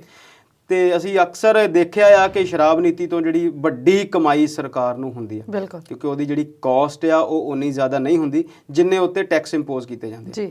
ਅਸੀਂ ਛੋਟੇ ਹੁੰਦੇ ਹੀ ਪੜ੍ਹਦੇ ਹਾਂ, ਹਰ ਸਾਲ ਜਦੋਂ ਬਜਟ ਪੇਸ਼ ਹੁੰਦਾ ਆ ਇਹਨਾਂ ਦੀਆਂ ਕੀਮਤਾਂ ਜਿਹੜੀਆਂ ਸ਼ਰਾਬ ਦਾ ਜਾਂ ਸਿਗਰਟ ਆ ਉਹਨਾਂ ਦੀਆਂ ਕੀਮਤਾਂ ਜਿਹੜੀਆਂ ਆ ਤੰਬਾਕੂ ਪ੍ਰੋਡਕਟਸ ਦੀਆਂ ਵਧਾ ਦਿੱਤੀਆਂ ਜਾਂਦੀਆਂ ਤੇ ਤਰਕ ਇਹਨਾਂ ਕੋਲ ਘੜਿਆ ਘੜਾਇਆ ਇਹੀ ਹੁੰਦਾ ਕਿ ਲੋਕਾਂ ਨੂੰ ਅਸੀਂ ਇਹਦੇ ਤੋਂ ਦੂਰ ਕਰਨਾ ਚਾਹੁੰਦੇ, ਇਸ ਕਰਕੇ ਮਹਿੰਗੀਆਂ ਕਰਦੇ ਹਾਂ ਕਿ ਜਿਹੜਾ ਫਿਰ ਬਹੁਤ ਜ਼ਿਆਦਾ ਸੌਖਾ ਹੋਵੇ ਉਹੀ ਉਹਨਾਂ ਚੀਜ਼ਾਂ ਨੂੰ ਖਰੀਦੇ ਤੇ ਲਗਜ਼ਰੀ ਟੈਕਸ ਉਹਨਾਂ ਤੇ ਲਾਏ ਜਾਂਦੇ ਜਾਂ ਹੋਰ ਬਹੁਤ ਸਾਰੀਆਂ ਗੱਲਾਂ ਕੀਤੀਆਂ ਜਾਂਦੀਆਂ। ਪਰ ਗੱਲ ਤਾਂ ਇਹ ਆ ਕਿ ਜੇ ਇਹ ਚੀਜ਼ਾਂ ਗਲਤ ਨੇ ਤਾਂ ਫਿਰ ਇਹਨਾਂ ਨੂੰ ਤੁਸੀਂ ਪੂਰੀ ਤਰ੍ਹਾਂ ਬੰਦ ਕਰ ਦਿਓ ਤੇ ਇਹ ਫਿਰ ਨਹੀਂ ਤਾਂ ਫਿਰ ਕੁੱਲ ਮਿਲਾ ਕੇ ਗੱਲ ਇਹੀ ਸਾਹਮਣੇ ਆਉਂਦੀ ਹੈ ਕਿ ਸਰਕਾਰ ਇਹਨਾਂ ਤੋਂ ਬਹੁਤ ਸਾਰੀ ਇਨਕਮ ਜਿਹੜੀ ਉਹ ਲੈਣੀ ਚਾਹੁੰਦੀ ਆ ਤੇ ਇਸੇ ਕਰਕੇ ਇਹਨਾਂ ਚੀਜ਼ਾਂ ਦੀ ਜਿਹੜੀ ਕੀਮਤ ਆ ਉਹ ਵੱਧਦੀ ਆ। ਜੇ ਅਸੀਂ ਪੰਜਾਬ ਦੀ ਗੱਲ ਕਰੀਏ ਤੇ ਨਵਜੋਤ ਸਿੰਘ ਸਿੱਧੂ ਦੇ ਨਾਰਾਜ਼ ਹੋਣ ਦੀ ਵੱਡਾ ਕਾਰਨ ਵੀ ਐਕਸਾਈਜ਼ ਪਾਲਿਸੀ ਤੇ ਰੇਤ ਪਾਲਿਸੀ ਸੀ। ਉਹ ਚਾਹੁੰਦੇ ਸੀ ਕਿ ਇਹਦੇ ਉੱਤੇ ਤਾਮਿਲਨਾਡੂ ਜਾਂ ਦਿੱਲੀ ਵਾਂਗ ਕੰਮ ਕੀਤਾ ਜਾਵੇ ਤਾਂ ਜੋ ਸਰਕਾਰ ਦੀ ਜਿਹੜੀ ਇਨਕਮ ਆ ਉਹ ਵੱਧ ਸਕੇ। ਜੇਕਰ ਲੋਕਾਂ ਦੀ ਇਹ ਆਦਤ 'ਚ ਸ਼ੁਮਾਰ ਆ ਚੀਜ਼ ਤੇ ਲੋਕਾਂ ਨੇ ਇਹ ਗੱਲ ਜਿਹੜੀ ਇਸ ਚੀਜ਼ ਦੀ ਵਰਤੋਂ ਕਰਨੀ ਆ ਜਿਹਨੂੰ ਅਸੀਂ ਇੰਟੌਕਸੀਕੇਸ਼ਨਸ ਜਾਂ ਨਸ਼ੇ ਕਹਿੰਦੇ ਆ ਤੇ ਫਿਰ ਸਰਕਾਰ ਦਾ ਥੋੜ੍ਹਾ ਜਿਹਾ ਜ਼ਿੰਮੇਵਾਰੀ ਬਣ ਜਾਂਦੀ। ਠੀਕ ਹੈ, ਸਰਕਾਰ ਨੇ ਕਮਾਈ ਵੀ ਕਰਨੀ ਹੈ, ਪਰ ਇਸ ਗੱਲ ਦਾ ਵੀ ਧਿਆਨ ਰੱਖਿਆ ਜਾਵੇ ਕਿ ਗੈਰ ਕਾਨੂੰਨੀ ਤੌਰ ਤੇ ਨਾ ਵਿਕੇ। ਪਰ ਉਹ ਜ਼ਿੰਮੇਵਾਰੀ ਨਿਭਾਉਂਦੇ ਤੇ ਹੈਗਾ, ਨਿੱਕਾ ਜਿਹਾ ਲਿਖ ਦਿੰਦੇ ਨੇ ਥੱਲੇ ਵੀ ਹਾਨੀਕਾਰਕ ਵੀ ਆ। ਨਹੀਂ, ਮੇਰਾ ਦੂਸਰਾ ਕਹਿਣਾ ਸੀਗਾ ਕਿ ਗੈਰ ਜਿਹੜੀ ਕਾਨੂੰਨੀ ਆ ਉਹ ਨਾ ਵਿਕੇ। ਆਮ ਤੌਰ ਤੇ ਘਰਾਂ 'ਚ ਕੱਢੀ ਹੋਈ ਜਾਂ ਭੱਠੀਆਂ ਤੋਂ ਬਣੀ ਹੋਈ ਲਾਹਣ ਪੀ ਕੇ ਬਹੁਤ ਸਾਰੇ ਲੋਕਾਂ ਦੀ ਜਿਹੜੀ ਮੌਤ ਹੈ ਸਮੇਂ-ਸਮੇਂ ਤੇ ਦੇਸ਼ ਦੇ ਵੱਖ-ਵੱਖ ਭਾਗਾਂ 'ਚ ਦੇਖੀ ਜਾਂਦੀ ਆ। ਉਹਦੀ ਆਪਾਂ ਗੱਲ ਕਰਦੇ ਸੀ ਕਿ ਜੇ ਕੀਮਤਾਂ ਤੁਸੀਂ ਵਧਾਉਣੀਆਂ ਤੇ ਇਹੋ ਜਿਹਾ ਸਿਸਟਮ ਰੱਖੋ ਤਾਂ ਜੋ ਜਿਹੜੇ ਲੋਕ ਆ ਉਸ ਚੀਜ਼ ਦੇ ਨਾਲ ਜਾਨ ਦਾ ਨੁਕਸਾਨ ਨਾ ਕਰ ਸਕਣ। ਤੇ ਗੱਲ ਇਹ ਸੀਗੀ ਕਿ ਦਿੱਲੀ ਸਰਕਾਰ ਨੇ ਜਿਹੜੀ ਆਪਣੀ ਐਕਸਾਈਜ਼ ਪਾਲਿਸੀ ਜਾਰੀ ਕੀਤੀ ਉਹਦੇ 'ਚ 2-3 ਗੱਲਾਂ ਉਹਨਾਂ ਨੇ ਕੀਤੀਆਂ ਜਿਹੜੀਆਂ ਕਿ ਸਾਡੀ ਸਮਝ ਤੋਂ ਬਾਹਰ ਆ। ਇਹ ਗੱਲ ਠੀਕ ਆ ਕਿ ਸਾਰੇ ਮੁਲਕ ਦੇ ਵਿੱਚ ਬਹੁਤ ਸਾਰੇ ਸਟੇਟਾਂ ਦੇ ਵਿੱਚ ਜਿਹੜੀ ਸ਼ਰਾਬ ਪੀਣ ਦੀ ਵਿਧਾਨਕ ਜਾਂ ਕਾਨੂੰਨੀ ਉਮਰ ਆ ਉਹ 21 ਸਾਲ ਆ ਜੀ। ਦਿੱਲੀ 'ਚ ਇਹ 25 ਸਾਲ ਸੀ ਤੇ ਹੁਣ ਉਹਨਾਂ ਨੇ ਇਹਦੀ ਜਿਹੜੀ ਉਮਰ ਹੈ ਇਹਨੂੰ ਘਟਾ ਕੇ 25 ਤੋਂ 21 ਕਰ ਦਿੱਤਾ। ਅੱਛਾ ਜੀ। ਉਹਦੇ ਪਿੱਛੇ ਉਹਨਾਂ ਦੇ ਕੀ ਤਰਕ ਨੇ, ਉਹ ਤੇ ਰਾਜਨੀਤੀ ਦੀਆਂ ਗੱਲਾਂ ਨੇ, ਪਰ ਇਹ ਕਿਸੇ ਵੀ ਤਰੀਕੇ ਨਾਲ ਇਸ ਗੱਲ ਨੂੰ ਤੁਸੀਂ ਹਾਜ਼ਮ ਨਹੀਂ ਕਰ ਸਕਦੇ ਜੀ।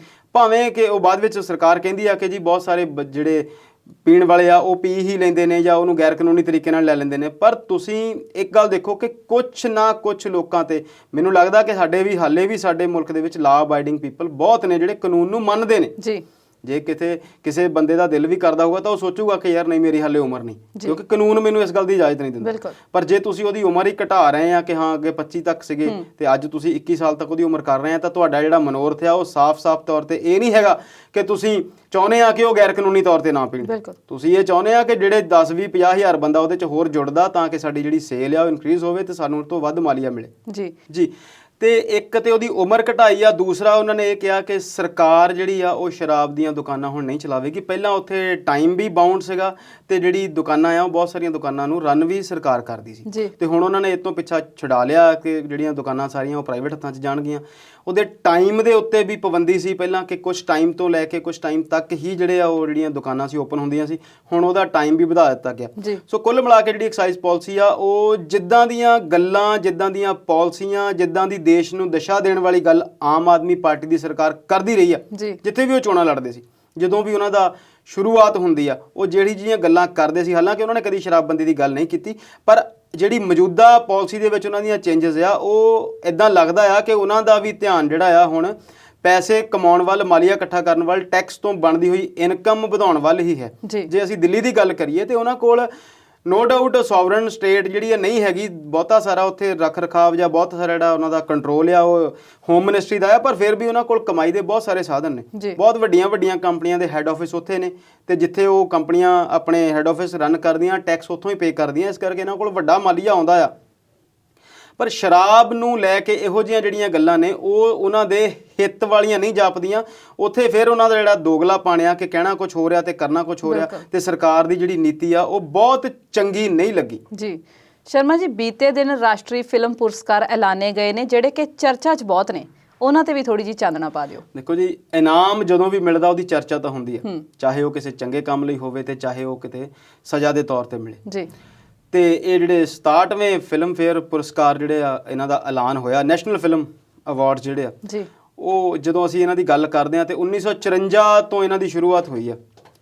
ਇਨਫੋਰਮੇਸ਼ਨ ਐਂਡ ਬ੍ਰੌਡਕਾਸਟਿੰਗ ਮਿਨਿਸਟਰੀ ਜਿਹੜੀ ਆ ਉਹਦੇ ਅਧੀਨ ਹੀ ਫਿਲਮ ਡਿਵੈਲਪਮੈਂਟ ਕਰਕੇ ਇੱਕ ਜਿਹੜੀ ਇਹਨਾਂ ਦੀ ਐਸੋਸੀਏਸ਼ਨ ਆ ਜੀ, ਡਾਇਰੈਕਟੋਰੇਟ ਆਫ ਫਿਲਮ ਫੈਸਟੀਵਲ, ਉਹ ਇਹਨੂੰ ਕਰਦਾ ਆ ਹਰ ਸਾਲ। ਤੇ ਜਦੋਂ ਇਹ ਇਨਾਮ ਜਿਹੜੀ ਇਹਨਾਂ ਦੀ ਅਨਾਊਂਸਮੈਂਟ ਹੁੰਦੀ ਆ ਪਹਿਲਾਂ, ਫਿਰ ਇਹ ਇਨਾਮ ਦਿੱਲੀ 'ਚ ਦਿੱਤੇ ਜਾਂਦੇ ਆ ਤੇ ਰਾਸ਼ਟਰਪਤੀ ਵੱਲੋਂ ਆਮ ਤੌਰ ਤੇ ਦਿੱਤੇ ਜਾਂਦੇ। ਉਸ ਤੋਂ ਬਾਅਦ ਜਿੰਨੇ ਵੀ ਵਿਨਰ ਹੁੰਦੇ ਆ, ਜਿਨ੍ਹਾਂ ਨੂੰ ਵੀ ਇਨਾਮ ਮਿਲਦੇ ਆ, ਉਹਨਾਂ ਨੂੰ ਇਹਨਾਂ ਤੋਂ ਬਾਅਦ ਉਹਨਾਂ ਦੀ ਇੱਕ ਪਾਰਟੀ ਹੁੰਦੀ ਆ ਤੇ ਫਿਰ ਜਿਹੜਾ ਸਾਡਾ ਫਿਲਮ ਫੈਸਟੀਵਲ ਉਹ ਸ਼ੁਰੂ ਹੋ ਜਾਂਦਾ, ਜਿੱਥੇ ਕਾਫੀ ਚੰਗੀਆਂ ਫਿਲਮਾਂ ਦਿਖਾਈਆਂ ਜਾਂਦੀਆਂ ਜੀ। ਪਿਛਲੇ ਸਾਲ ਦੇ ਇਹ ਇਨਾਮ ਨੇ 19 ਦੀਆਂ ਇਨਾਮ ਸੀ, 19 ਦੀਆਂ ਫਿਲਮਾਂ ਆ, 20 'ਚ ਇਨਾਮ ਮਿਲਣੇ ਸੀ, 20 'ਚ ਕੋਵਿਡ ਕਰਕੇ ਇਹ ਲੇਟ ਹੋ ਗਏ ਸੀ। ਇਹ ਸਾਰੀਆਂ ਅਖਬਾਰਾਂ 'ਚ ਖਬਰ ਆ ਜਾਣੀ ਆ ਕਿ ਕਿਹਨੂੰ ਕਿਹੜਾ ਇਨਾਮ ਮਿਲਿਆ, ਕੌਣ ਉਹਦੇ ਜਿਊਰੀ ਮੈਂਬਰ ਸੀਗੇ।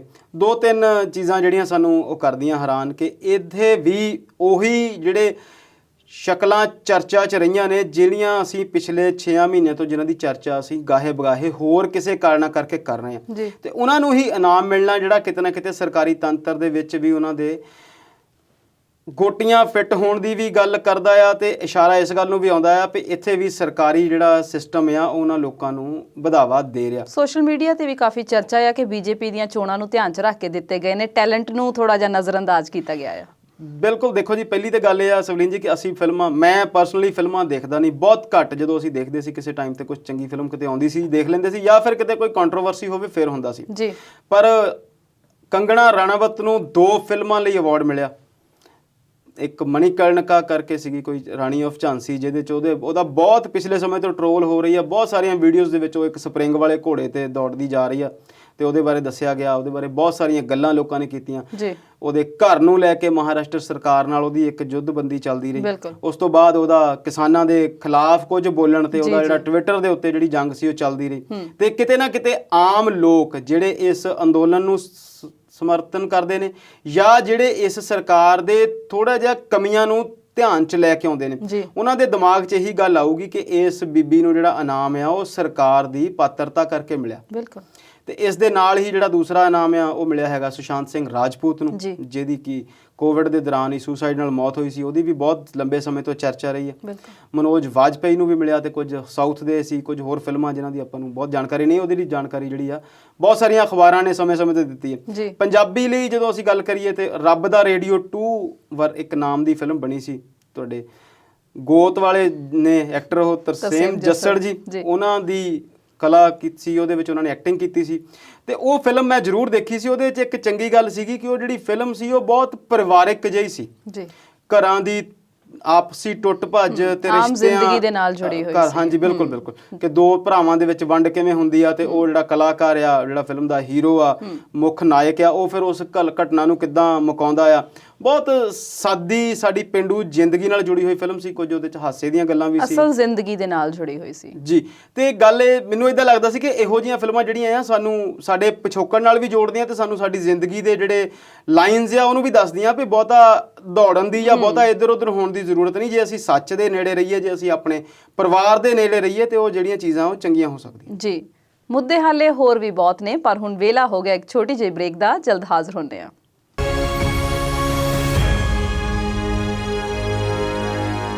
ਬ੍ਰੇਕ ਤੋਂ ਬਾਅਦ ਵਿਚਾਰ ਚਰਚਾ ਦੇਖ ਰਹੇ ਦਰਸ਼ਕਾਂ ਦਾ ਸਵਾਗਤ ਕਰਦੇ ਹਾਂ। ਸ਼ਰਮਾ ਜੀ, ਕੱਲ ਵਰਲਡ ਵਾਟਰ ਡੇ ਸੀਗਾ ਤੇ ਉਹਦੇ ਬਾਰੇ ਵੀ ਥੋੜਾ ਜਿਹਾ ਤੁਹਾਡੇ ਕੋਲ ਜਾਣਨਾ ਚਾਹਾਂਗੇ। ਤੇ ਪੀਐਮ ਮੋਦੀ ਨੇ ਇੱਕ ਮੁਹਿੰਮ ਸ਼ੁਰੂ ਕੀਤੀ ਹੈ ਜੀ ਕੱਲ, ਕੈਚ ਦਾ ਰੇਨ, ਉਹਦੇ ਬਾਰੇ ਵੀ ਸਾਡੇ ਦਰਸ਼ਕਾਂ ਨੂੰ ਦੱਸਿਓ। ਬਿਲਕੁਲ ਜੀ, ਪੀਐਮ ਮੋਦੀ ਜਦੋਂ ਤੋਂ ਪੀਐਮ ਬਣੇ ਆ, ਸੰਸਦ ਦੇ ਵਿੱਚ ਜਦੋਂ ਪਹਿਲੀ ਵਾਰੀ ਇਹ ਗਏ ਸੀ, ਐਸਾ ਇਹਨਾਂ ਨੇ ਸੰਸਦ ਦੀ ਸਰਦਨ ਤੇ ਮੱਥਾ ਟੇਕਿਆ। ਇਹ ਰੋਜ਼ ਨਵੀਆਂ ਮੁਹਿੰਮਾਂ ਹੀ ਸ਼ੁਰੂ ਕਰਦੇ ਆ ਜੀ, ਚਾਹੇ ਉਹ ਸਫਾਈ ਦੀ ਹੋਵੇ, ਚਾਹੇ ਉਹ GST ਦੀ ਹੋਵੇ, ਚਾਹੇ ਉਹ ਨੋਟਬੰਦੀ ਦੀ ਹੋਵੇ, ਚਾਹੇ ਉਹ ਬੈਂਕਾਂ ਵੇਚਣ ਦੀ ਹੋਵੇ ਤੇ ਚਾਹੇ ਉਹ ਪਾਣੀ ਬਚਾਉਣ ਦੀ ਹੋਵੇ।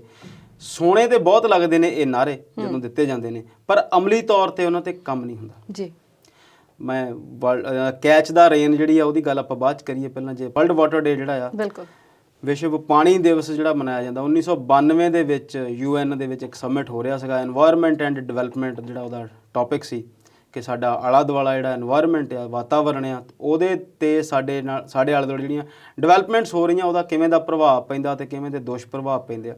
ਉਦੋਂ ਇਹਨਾਂ ਨੇ 22 ਮਾਰਚ ਨੂੰ 92 ਤੋਂ ਵਰਲਡ ਵਾਟਰ ਡੇ ਮਨਾਉਣ ਦੀ ਘੋਸ਼ਣਾ ਕੀਤੀ। ਅਸੀਂ ਸਾਰੇ ਜਾਣਦੇ ਹਾਂ ਕਿ ਦਿਨਾਂ ਦੀ ਘੋਸ਼ਣਾ ਇਸ ਕਰ ਕੀਤੀ ਜਾਂਦੀ ਤਾਂ ਕਿ ਅਸੀਂ ਥੋੜ੍ਹੇ ਜਿਹੇ ਉਸ ਦਿਨ ਨੂੰ ਸੋਚ ਸਕੀਏ, ਬੈਠ ਕੇ ਇਸ ਗੱਲ ਦਾ ਵਿਚਾਰ ਕਰ ਸਕੀਏ, ਥੋੜ੍ਹਾ ਬਹੁਤ ਸਾਡੇ ਤੇ ਦਿਮਾਗ ਦੇ ਉੱਤੇ ਇਸ ਗੱਲ ਦਾ ਪ੍ਰੈਸ਼ਰ ਆਵੇ ਕਿ ਯਾਰ ਇਹ ਕੋਈ ਗੱਲ ਹੈ। ਜੇ ਇਸ ਖਾਸ ਦਿਨ ਦੀ ਅਸੀਂ ਗੱਲ ਕਰਦੇ ਹਾਂ ਤੇ ਉਹਦੇ 'ਚ ਕੁਛ ਸੋਚਣ ਦੀ ਗੱਲ ਹੈ ਜੀ। ਦੇਖੋ, ਪਾਣੀ ਬਹੁਤ ਆ ਧਰਤੀ ਦੇ ਉੱਤੇ, ਪਰ ਉਹ ਇੱਕ ਇੰਗਲਿਸ਼ ਦੀ ਪੋਇਮ ਹੈ ਕਿ water water and water everywhere but there is no water to drink. ਕਿ ਉਹ ਜਿਹੜਾ ਪਾਣੀ ਆ ਉਹ ਸਾਡੀ ਵਰਤੋਂ ਯੋਗ ਨਹੀਂ ਹੈਗਾ। ਉੱਥੇ ਸਿਰਫ ਅਸੀਂ ਕਿਸ਼ਤੀਆਂ ਚਲਾ ਕੇ ਇੱਕ ਜਗ੍ਹਾ ਤੋਂ ਦੂਜੀ ਜਗ੍ਹਾ 'ਤੇ ਜਾ ਸਕਦੇ ਹਾਂ।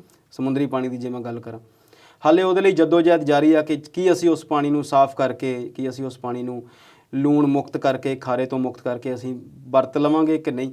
ਜੇ ਉਹ ਇੱਦਾਂ ਕਦੀ ਹੋ ਜਾਏ, ਉਹ ਤਕਨੀਕ ਸੌਖੀ ਹੋਵੇ ਤੇ ਮਨੁੱਖਤਾ ਲਈ ਬਹੁਤ ਚੰਗਾ ਹੋਵੇਗਾ ਜੀ। ਪਰ ਜੇ ਅੱਜ ਦਿਨ ਤੱਕ ਦੀ ਗੱਲ ਕਰੀਏ ਤੇ ਬਹੁਤ ਸਾਲਾਂ ਤੋਂ ਇਸ ਗੱਲ ਦਾ ਰੌਲਾ ਪੈ ਰਿਹਾ ਕਿ ਅਗਲਾ ਵਿਸ਼ਵ ਯੁੱਧ ਜਿਹੜਾ ਆ ਉਹ ਪਾਣੀ ਲਈ ਹੀ ਹੋਵੇਗਾ ਜੀ।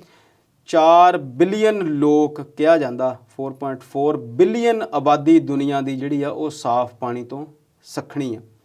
ਜੇ ਅਸੀਂ ਪੰਜਾਬ ਦੀ ਹੀ ਗੱਲ ਕਰੀਏ ਸਵਲੀਨ ਜੀ, ਤੇ ਅਸੀਂ ਜਦੋਂ ਛੋਟੇ ਸੀਗੇ ਤੇ ਸਾਡੇ ਘਰਾਂ 'ਚ ਆਮ ਤੌਰ ਤੇ ਉਹ ਸਿੰਗਲ ਹੈਂਡਲ, ਇੱਕ ਹੈਂਡਲ ਵਾਲੇ ਨਲਕੇ ਹੁੰਦੇ ਸੀ ਤੇ 20 ਫੁੱਟ ਤੇ 22 ਫੁੱਟ ਤੇ 25 ਫੁੱਟ ਤੇ 20 ਤੋਂ 40 ਫੁੱਟ ਦੇ ਵਿੱਚ ਉਹ ਆਮ ਤੌਰ ਤੇ ਨਲਕੇ ਦੀ ਜਿਹੜੀ ਆ ਧਰਤੀ 'ਚ ਹੁੰਦੀ ਸੀ ਡੂੰਘਾਈ, ਤੇ ਬਹੁਤ ਚੰਗਾ ਸਾਫ਼ ਸੁਥਰਾ ਪੀਣਯੋਗ ਪਾਣੀ ਸਾਨੂੰ ਉੱਥੋਂ ਮਿਲਦਾ ਸੀ ਜੀ। ਤੇ ਹੁਣ ਮੇਰਾ ਖਿਆਲ ਸ਼ਾਇਦ ਹੀ ਗਿਣਤੀ ਦੇ ਕਿਤੇ ਨਲਕੇ ਚੱਲਦੇ ਹੋਣਗੇ, ਨਹੀਂ ਤਾਂ ਉਹ ਜਿਹੜਾ ਪਾਣੀ ਦਾ ਪੱਧਰ ਸੀ ਉਹ ਖਤਮ ਹੋ ਗਿਆ ਬਿਲਕੁਲ।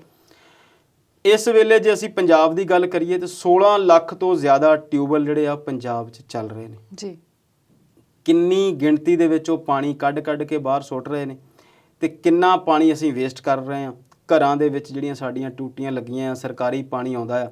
ਪੰਜਾਬ ਦੇ ਪਿੰਡਾਂ ਦੇ ਵਿੱਚ ਜੇ ਮੈਂ ਬਹੁਤਾ ਗਲਤ ਨਹੀਂ ਕਿਤੇ 2-4% ਅੰਕੜਿਆਂ 'ਚ ਫਰਕ ਹੋਏਗਾ, 100 ਤੋਂ 125 ਜਾਂ 150 ਰੁਪਈਆ ਜਿਹੜਾ ਆ ਬਿੱਲ ਮਹੀਨੇ ਦਾ ਲਿਆ ਜਾਂਦਾ ਬਿਲਕੁਲ।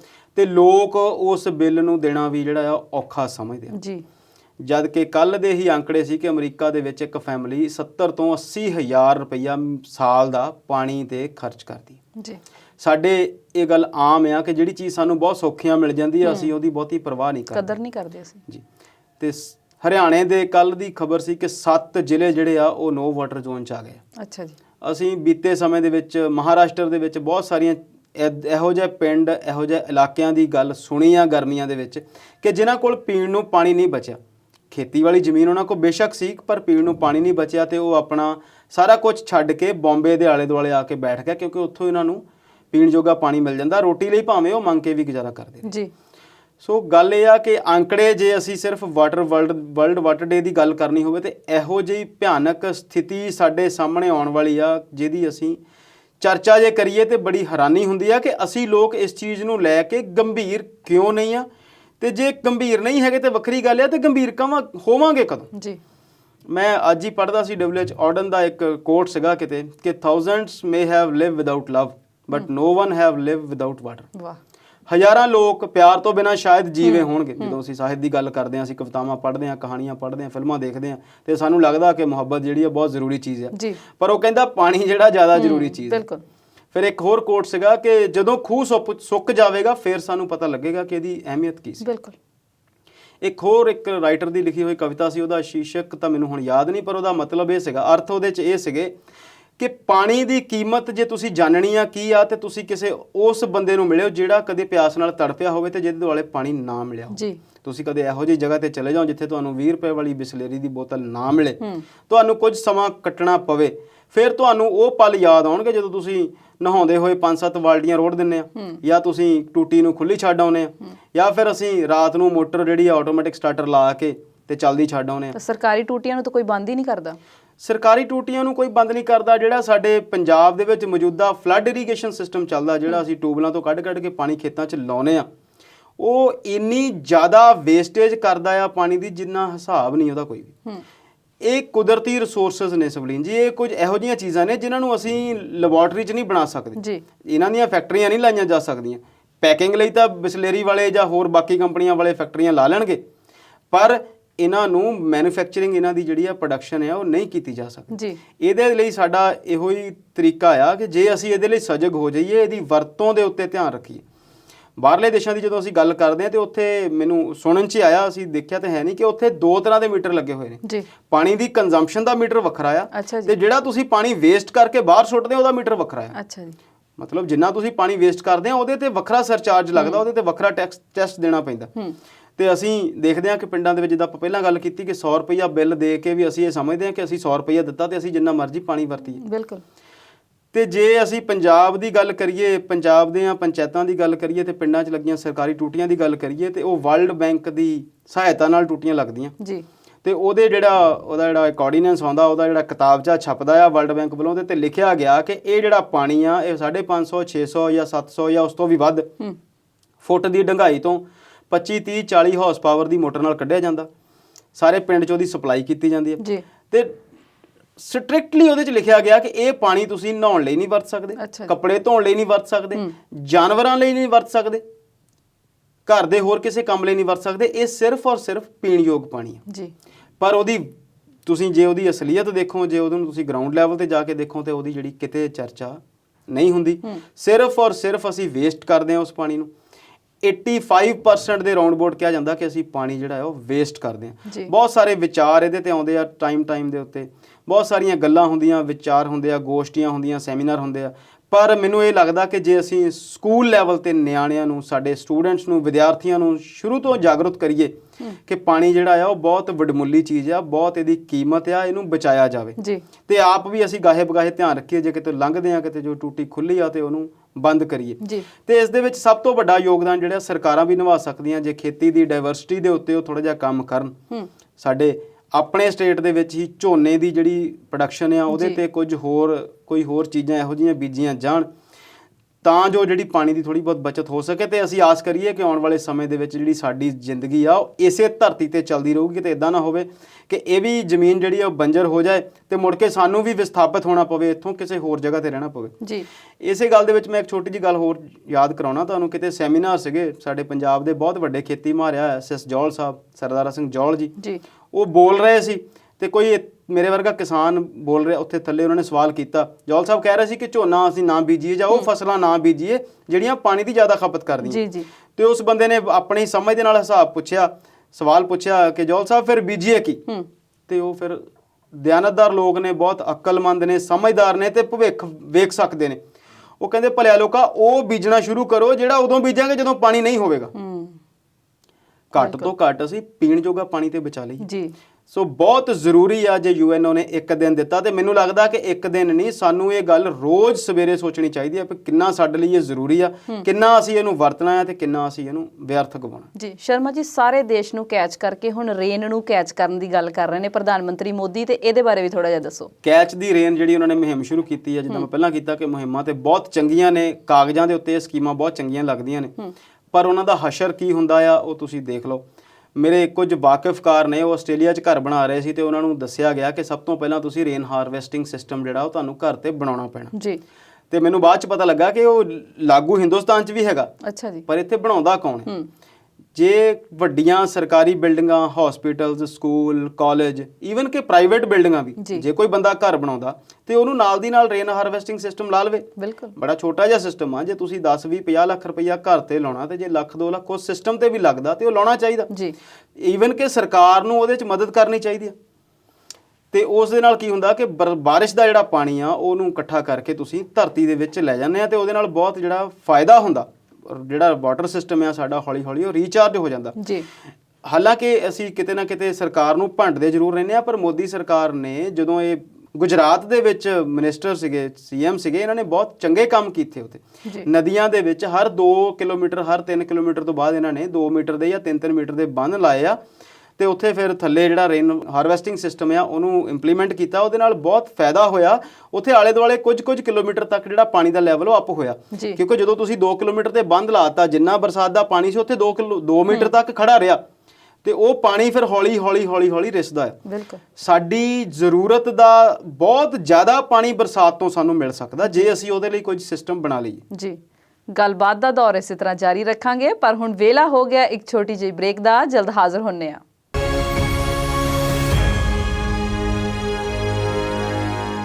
ਪ੍ਰੋਗਰਾਮ ਦੇ ਅਖੀਰਲੇ ਹਿੱਸੇ ਵਿੱਚ ਵਿਚਾਰ ਚਰਚਾ ਦੇਖ ਰਹੇ ਦਰਸ਼ਕਾਂ ਦਾ ਸਵਾਗਤ ਕਰਦੇ ਹਾਂ। ਸ਼ਰਮਾ ਜੀ, ਅਸੀਂ ਕੈਚ ਦਾ ਰੇਨ ਦੀ ਗੱਲ ਕਰ ਰਹੇ ਸੀ, ਹੋਰ ਗੱਲ ਕਰੀਏ ਕਿ ਅੱਗੇ ਚੱਲੀਏ? ਨਹੀਂ, ਥੋੜੀ ਜੀ ਗੱਲ ਕਰਨੀ ਬਾਕੀ ਹੈ ਜੀ।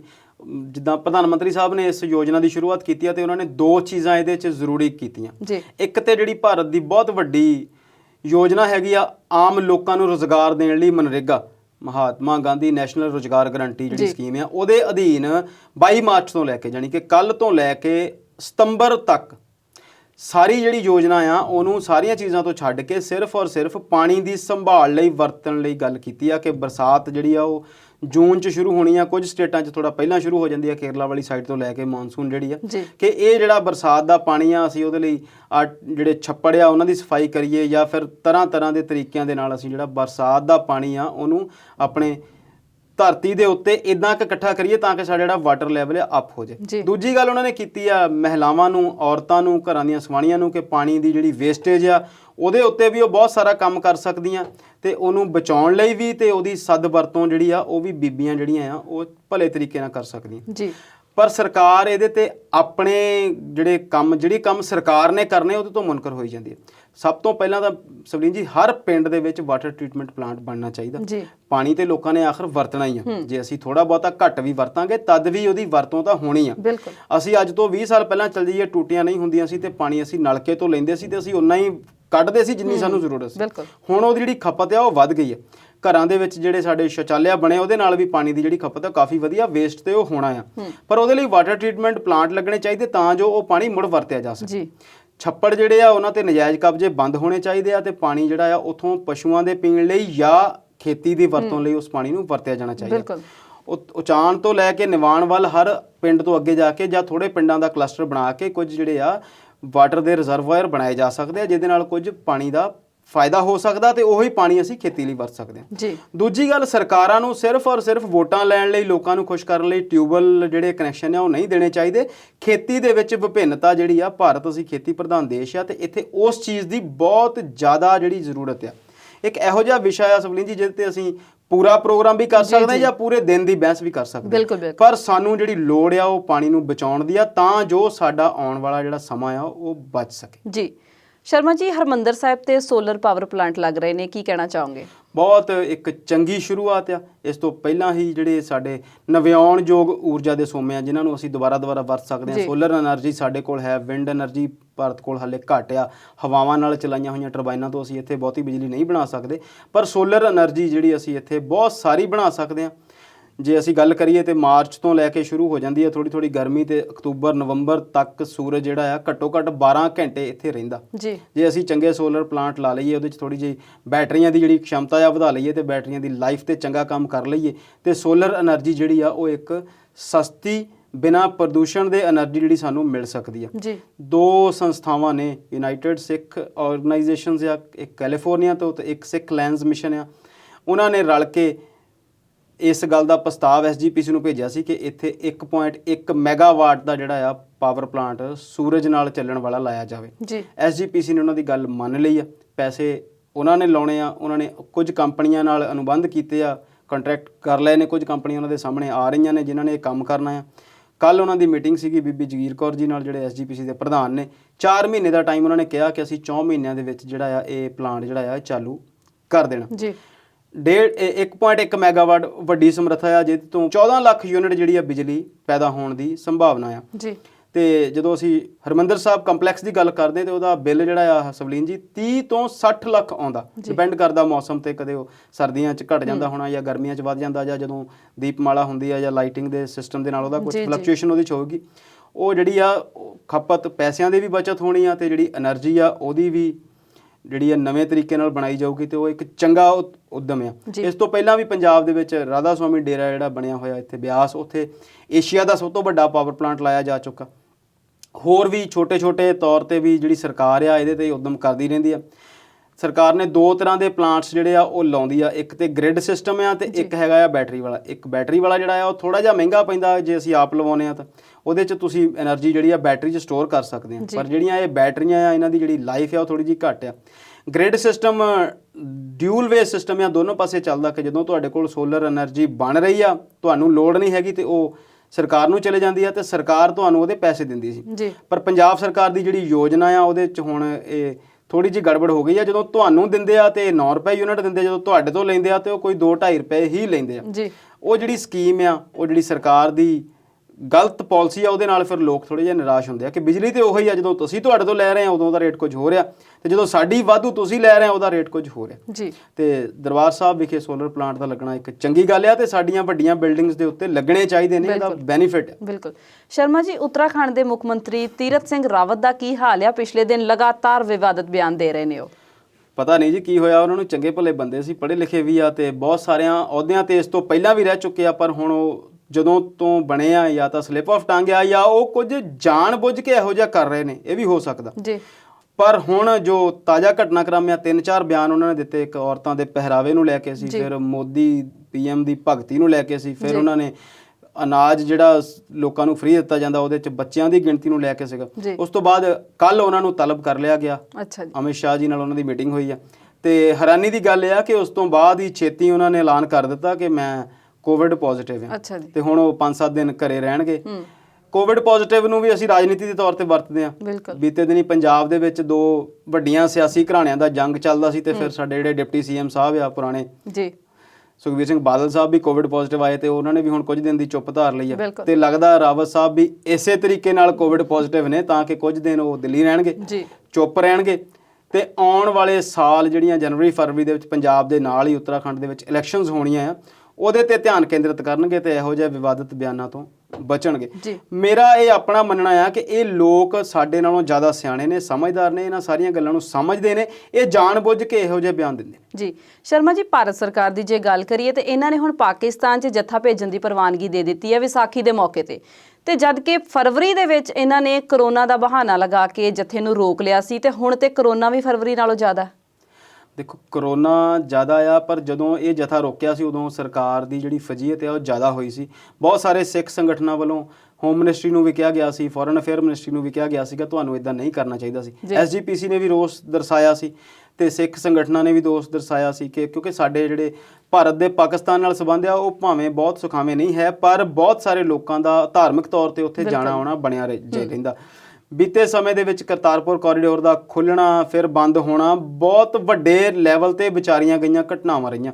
ਉਹ ਇਹੀ ਦਰਸਾਉਂਦੀਆਂ ਕਿ ਸਾਡਾ ਪਾਕਿਸਤਾਨ ਨਾਲ ਜਿਹੜਾ ਆਉਣ ਜਾਣ ਆ ਉਹ ਖੁੱਲ੍ਹਣਾ ਚਾਹੀਦਾ, ਕਿਉਂਕਿ ਜੇ ਅਸੀਂ 70 ਸਾਲ ਪਿੱਛੇ ਚਲੇ ਜਾਈਏ ਸਵਲੀਨ ਜੀ, ਅਸੀਂ ਇੱਕ ਮੁਲਕ ਸੀ ਤੇ ਅੱਜ ਵੀ ਆਮ ਲੋਕ ਇਹੀ ਸੋਚਦੇ। ਧਾਰਮਿਕ ਭਾਵਨਾਵਾਂ ਜੁੜੀਆਂ ਹੋਈਆਂ ਅੱਜ ਵੀ ਲੋਕਾਂ ਦੀਆਂ, ਬਿਲਕੁਲ ਜੁੜੀਆਂ ਹੋਈਆਂ। ਮੈਂ ਤੇ ਇੱਕ ਹੋਰ ਅੱਜ ਸੁਰਖੀ ਪੜ੍ਹਦਾ ਸੀ, ਹਾਲਾਂਕਿ ਮੈਂ ਪਹਿਲਾਂ ਵੀ ਇਸ ਗੱਲ ਦਾ ਹਾਮੀ ਰਿਹਾ ਕਿ ਜੇ ਇਹ ਸਰਕਾਰਾਂ ਕੁਝ ਸਮੇਂ ਲਈ ਇਹੀ ਸੋਚ ਲੈਣ ਕਿ ਅਸੀਂ 5 ਸਾਲ ਨਹੀਂ ਲੜਨਾ ਜਾਂ ਅਸੀਂ 5 ਸਾਲ ਜਿਹੜਾ ਆ ਇੱਕ ਸਮਝੌਤਾ ਕਰ ਲਈਏ, ਇੱਕ ਸਹੀ ਬੰਦ ਗੱਲ ਕਰ ਲਈਏ ਕਿ ਅਸੀਂ ਬਾਰਡਰ ਦੇ ਉੱਤੇ ਕੋਈ ਲੜਾਈ ਨਹੀਂ ਲੜਨੀ, ਸਿਰਫ 2 ਸਾਲ ਲਈ ਭਾਵੇਂ 5 ਸਾਲ ਲਈ ਕਰ ਲਈਏ ਜਾਂ 2 ਸਾਲ ਲਈ ਕਰ ਲਈਏ, ਇੱਕ ਮਿੱਥੇ ਸਮੇਂ ਲਈ ਕਰ ਲਈਏ ਤੇ ਉਹੀ ਅਸੀਂ ਰੱਖਿਆ ਵਾਲਾ ਬਜਟ ਅਸੀਂ ਦੇਸ਼ ਲਈ ਜੇ ਭਲੇ ਲਈ ਖਰਚ ਸਕੀਏ ਤੇ ਸਾਨੂੰ ਫਿਰ ਉਹ ਜਿਹੜਾ ਯੂਰਪ ਦੀਆਂ ਅਸੀਂ ਗੱਲਾਂ ਕਰਦੇ ਹਾਂ ਕਿ ਉੱਥੇ ਇਟਲੀ ਦਾ ਜਰਮਨ ਨਾਲ ਕੋਈ ਬਾਰਡਰ ਨਹੀਂ ਤੇ ਲੋਕ ਆਉਂਦੇ ਜਾਂਦੇ ਨੇ ਤੇ ਆਮ ਤੌਰ ਤੇ ਵਿਚਰਦੇ ਨੇ, ਫਿਰ ਅਸੀਂ ਸੱਭਿਅਕ ਕੌਮਾਂ ਵਾਂਗ ਜੇ ਅਸੀਂ ਮੁਲਕ ਵੱਖਰੇ ਵੱਖਰੇ ਬਣਾ ਵੀ ਲਏ ਤਾਂ ਜ਼ਰੂਰੀ ਨਹੀਂ ਆ ਕਿ ਅਸੀਂ ਹਰ ਵੇਲੇ ਸ਼ਰੀਕੇ ਵਾਂਗ ਕੰਧ ਹੀ ਖੜੀ ਕਰਨੀ ਆ ਤੇ ਹਰ ਵੇਲੇ ਅਸੀਂ ਲੜਨਾ ਹੀ ਆ।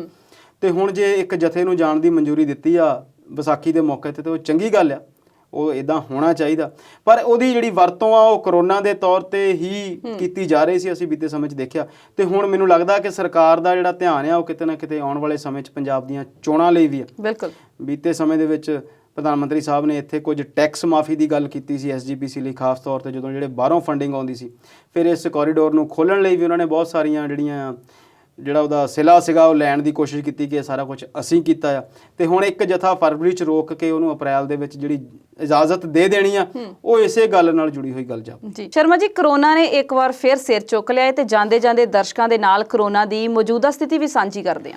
ਸਾਡੇ ਦਰਸ਼ਕ ਬਹੁਤ ਸੂਝਵਾਨ ਨੇ, ਬਹੁਤ ਸਿਆਣੇ ਨੇ ਤੇ ਉਹ ਇਸ ਗੱਲ ਤੋਂ ਬਚਾਅ ਜ਼ਰੂਰ ਕਰਦੇ ਨੇ, ਪਰ ਜੋ ਮੌਜੂਦਾ ਸਥਿਤੀ ਆ ਪੰਜਾਬ ਦੀ ਉਹ ਵਾਕਿਆ ਹੀ ਇੱਕ ਵਾਰ ਫੇਰ ਜਿਹੜੀ ਆ ਉਹ ਸਿਰ ਚੁੱਕਦੀ ਨਜ਼ਰ ਆ ਰਹੀ ਹੈ। ਪਰ ਹੁਣ ਜੋ ਸਵਲੀਨ ਜੀ ਸਾਡੇ ਸਾਹਮਣੇ ਆ ਰਿਹਾ ਉਹ ਪਿੰਡਾਂ ਦੇ ਵਿੱਚ ਜ਼ਿਆਦਾ ਦਿਖ ਰਿਹਾ ਜੀ। 80% ਦੇ ਕਰੀਬ ਜਿਹੜੇ ਪੰਜਾਬ ਦੇ ਕੇਸ ਨੇ, ਜਿਹੜੇ ਸਾਡੇ ਵੱਧ ਪ੍ਰਭਾਵਿਤ ਜ਼ਿਲ੍ਹੇ ਨੇ, ਹੁਸ਼ਿਆਰਪੁਰ, ਜਲੰਧਰ, ਅੰਮ੍ਰਿਤਸਰ, ਉੱਥੇ ਲੁਧਿਆਣਾ ਵੀ, ਉੱਥੇ ਪੇਂਡੂ ਏਰੀਆ ਦੇ ਵਿੱਚ ਉਹ ਨਜ਼ਰ ਆ ਰਿਹਾ। ਤੇ ਹੁਣ ਤੇ ਸਾਡੇ ਆਲੇ ਦੁਆਲੇ ਵੀ ਜਿਹੜੀਆਂ ਮੌਤਾਂ ਆ ਉਹ ਆਮ ਨਜ਼ਰ 'ਚ ਆ ਰਹੀਆਂ। ਸਾਨੂੰ ਇਹਦੇ ਤੋਂ ਜਿੰਨਾ ਕੁ ਬਚਾਅ ਕਰ ਸਕੀਏ ਉਹ ਜ਼ਿਆਦਾ ਜ਼ਰੂਰੀ ਆ। ਤੇ ਹੁਣ ਜਿਹੜੇ ਸਾਡੇ ਮਾਹਰ ਨੇ ਉਹ ਇਹ ਕਹਿ ਰਹੇ ਨੇ ਕਿ ਲੋਕਡਾਊਨ ਪ੍ਰਭਾਵੀ ਨਹੀਂ ਹੋਊਗਾ, ਸਰਕਾਰ ਨੂੰ ਜਿਹੜੀ ਟੀਕਾਕਰਨ ਮੁਹਿੰਮ ਆ ਉਹ ਤੇਜ਼ ਕਰਨੀ ਪਊਗੀ। ਦੇਖੋ ਆਉਣ ਵਾਲੇ ਸਮੇਂ 'ਚ ਕੀ ਹੁੰਦਾ, ਪਰ ਜਿੰਨੀ ਦੇਰ ਤੱਕ ਜੇ ਅਸੀਂ ਇਸ ਚੀਜ਼ ਤੋਂ ਬਚਾਅ ਰੱਖੀਏ ਤੇ ਉਹ ਜ਼ਿਆਦਾ ਚੰਗਾ ਰਹੂਗਾ। ਇੱਕ ਹੋਰ ਜਿਹੜੀ ਕਰਨ ਵਾਲੀ ਗੱਲ ਇਹ ਆ ਕਿ ਸਰਕਾਰ ਨੇ ਜਿਹੜੀ ਕੋਵਿਡ ਦੇ ਟੀਕਾਕਰਨ ਆ ਉਹਦੇ ਵਿੱਚ ਕੁਝ ਚੇਂਜਸ ਕੀਤੀਆਂ। 60-65 ਦਿਨ ਤੋਂ ਇਹ ਟੀਕੇ ਲੱਗ ਰਹੇ ਆ। ਜੇ ਅਸੀਂ 16 ਜਨਵਰੀ ਦੀ ਗੱਲ ਕਰੀਏ, ਸ਼ੁਰੂਆਤ ਹੋਈ ਸੀ, ਤੇ 20-21 ਮਾਰਚ 22-23 ਮਾਰਚ ਦੀ ਅਸੀਂ ਗੱਲ ਕਰੀਏ ਤੇ 65 ਦਿਨ ਬਾਅਦ ਇਹਨਾਂ ਨੇ ਪਾਲਿਸੀ ਦੇ ਵਿੱਚ ਇੱਕ ਬਦਲਾਵ ਕੀਤਾ ਆ। ਉਹਦੇ ਬਾਰੇ ਹੁਣ ਕਿਉਂ ਕੀਤਾ, ਕੀ ਨਹੀਂ ਕੀਤਾ, ਉਹ ਤੇ ਪਤਾ ਨਹੀਂ, ਪਰ ਇਹ ਆ ਕਿ ਪਹਿਲਾਂ ਉਹਦੀਆਂ ਜਿਹੜੀਆਂ 2 ਡੋਜ਼ ਲੱਗਦੀਆਂ ਸੀ, ਪਹਿਲੀ 1 ਲੱਗਣ ਤੋਂ ਬਾਅਦ ਦੂਜੀ 26 ਦਿਨ ਤੋਂ ਬਾਅਦ, ਜਾਂ ਅਕਸਰ ਕਿਹਾ ਜਾਂਦਾ ਸੀ ਕਿ 4 ਹਫ਼ਤੇ ਬਾਅਦ ਲੱਗਦੀ ਸੀ। ਹੁਣ ਉਹਦੇ ਵਿੱਚ ਜਿਹੜਾ ਬਦਲਾਵ ਕੀਤਾ ਕਿ ਹੁਣ ਉਹ ਜਿਹੜੀ ਤੁਸੀਂ 6 ਤੋਂ 8 ਹਫ਼ਤੇ ਦੇ ਦੌਰਾਨ ਵੀ ਲਾ ਸਕਦੇ ਆ। ਯਾਨੀ ਕਿ 6 ਦੀ ਗੱਲ ਕਰੀਏ ਤੇ 40-42 ਦਿਨ ਤੋਂ ਲੈ ਕੇ 56 ਦਿਨ ਦੇ ਵਿੱਚ ਉਹ ਲਾਉਣ ਦੀ ਗੱਲ ਕੀਤੀ ਹੈ। ਪਰ ਆਮ ਲੋਕਾਂ ਨੂੰ 2 ਹੀ ਅਪੀਲਾਂ ਨੇ। ਇੱਕ ਤੇ ਆਪਣਾ ਧਿਆਨ ਰੱਖਿਆ ਜਾਵੇ, ਜਿੰਨਾ ਹੋ ਸਕੇ ਉਨਾ ਬਚਾਅ ਕੀਤਾ ਜਾਵੇ, ਤੇ ਜਿਹਦੀ ਉਹ ਉਮਰ ਹੈਗੀ ਆ, ਜਿਹੜਾ ਉਹਦੀ ਬੁਕਿੰਗ ਦੇ ਦਾਇਰੇ 'ਚ ਆ ਰਿਹਾ, ਉਹ ਟੀਕਾਕਰਨ ਕਰਾ ਲਵੇ ਤੇ ਚੰਗੀ ਗੱਲ ਜੀ। ਸ਼ਰਮਾ ਜੀ, ਤੁਸੀਂ ਸਟੂਡੀਓ 'ਚ ਆਏ ਤੇ ਸਾਡੇ ਦਰਸ਼ਕਾਂ ਦੇ ਨਾਲ ਆਪਣੇ ਵਿਚਾਰਾਂ ਦੀ ਸਾਂਝ ਪਾਈ, ਤੁਹਾਡਾ ਬਹੁਤ-ਬਹੁਤ ਸ਼ੁਕਰੀਆ। ਸ਼ੁਕਰੀਆ ਸਵਲੀਨ ਜੀ। ਉਮੀਦ ਹੈ ਕਿ ਸਾਡੇ ਦਰਸ਼ਕਾਂ ਨੂੰ ਸਾਡਾ ਅੱਜ ਦਾ ਇਹ ਪ੍ਰੋਗਰਾਮ ਬਹੁਤ ਪਸੰਦ ਆਇਆ ਹੋਵੇਗਾ। ਅਗਲੀ ਵਾਰ ਨਵੇਂ ਮੁੱਦਿਆਂ ਤੇ ਨਵੀਂ ਗੱਲਬਾਤ ਲੈ ਕੇ ਜਲਦ ਹਾਜ਼ਰ ਹੋਵਾਂਗੇ। ਤਦ ਤੱਕ ਲਈ ਸਾਨੂੰ ਦਿਓ ਇਜਾਜ਼ਤ। ਸਤਿ ਸ੍ਰੀ ਅਕਾਲ।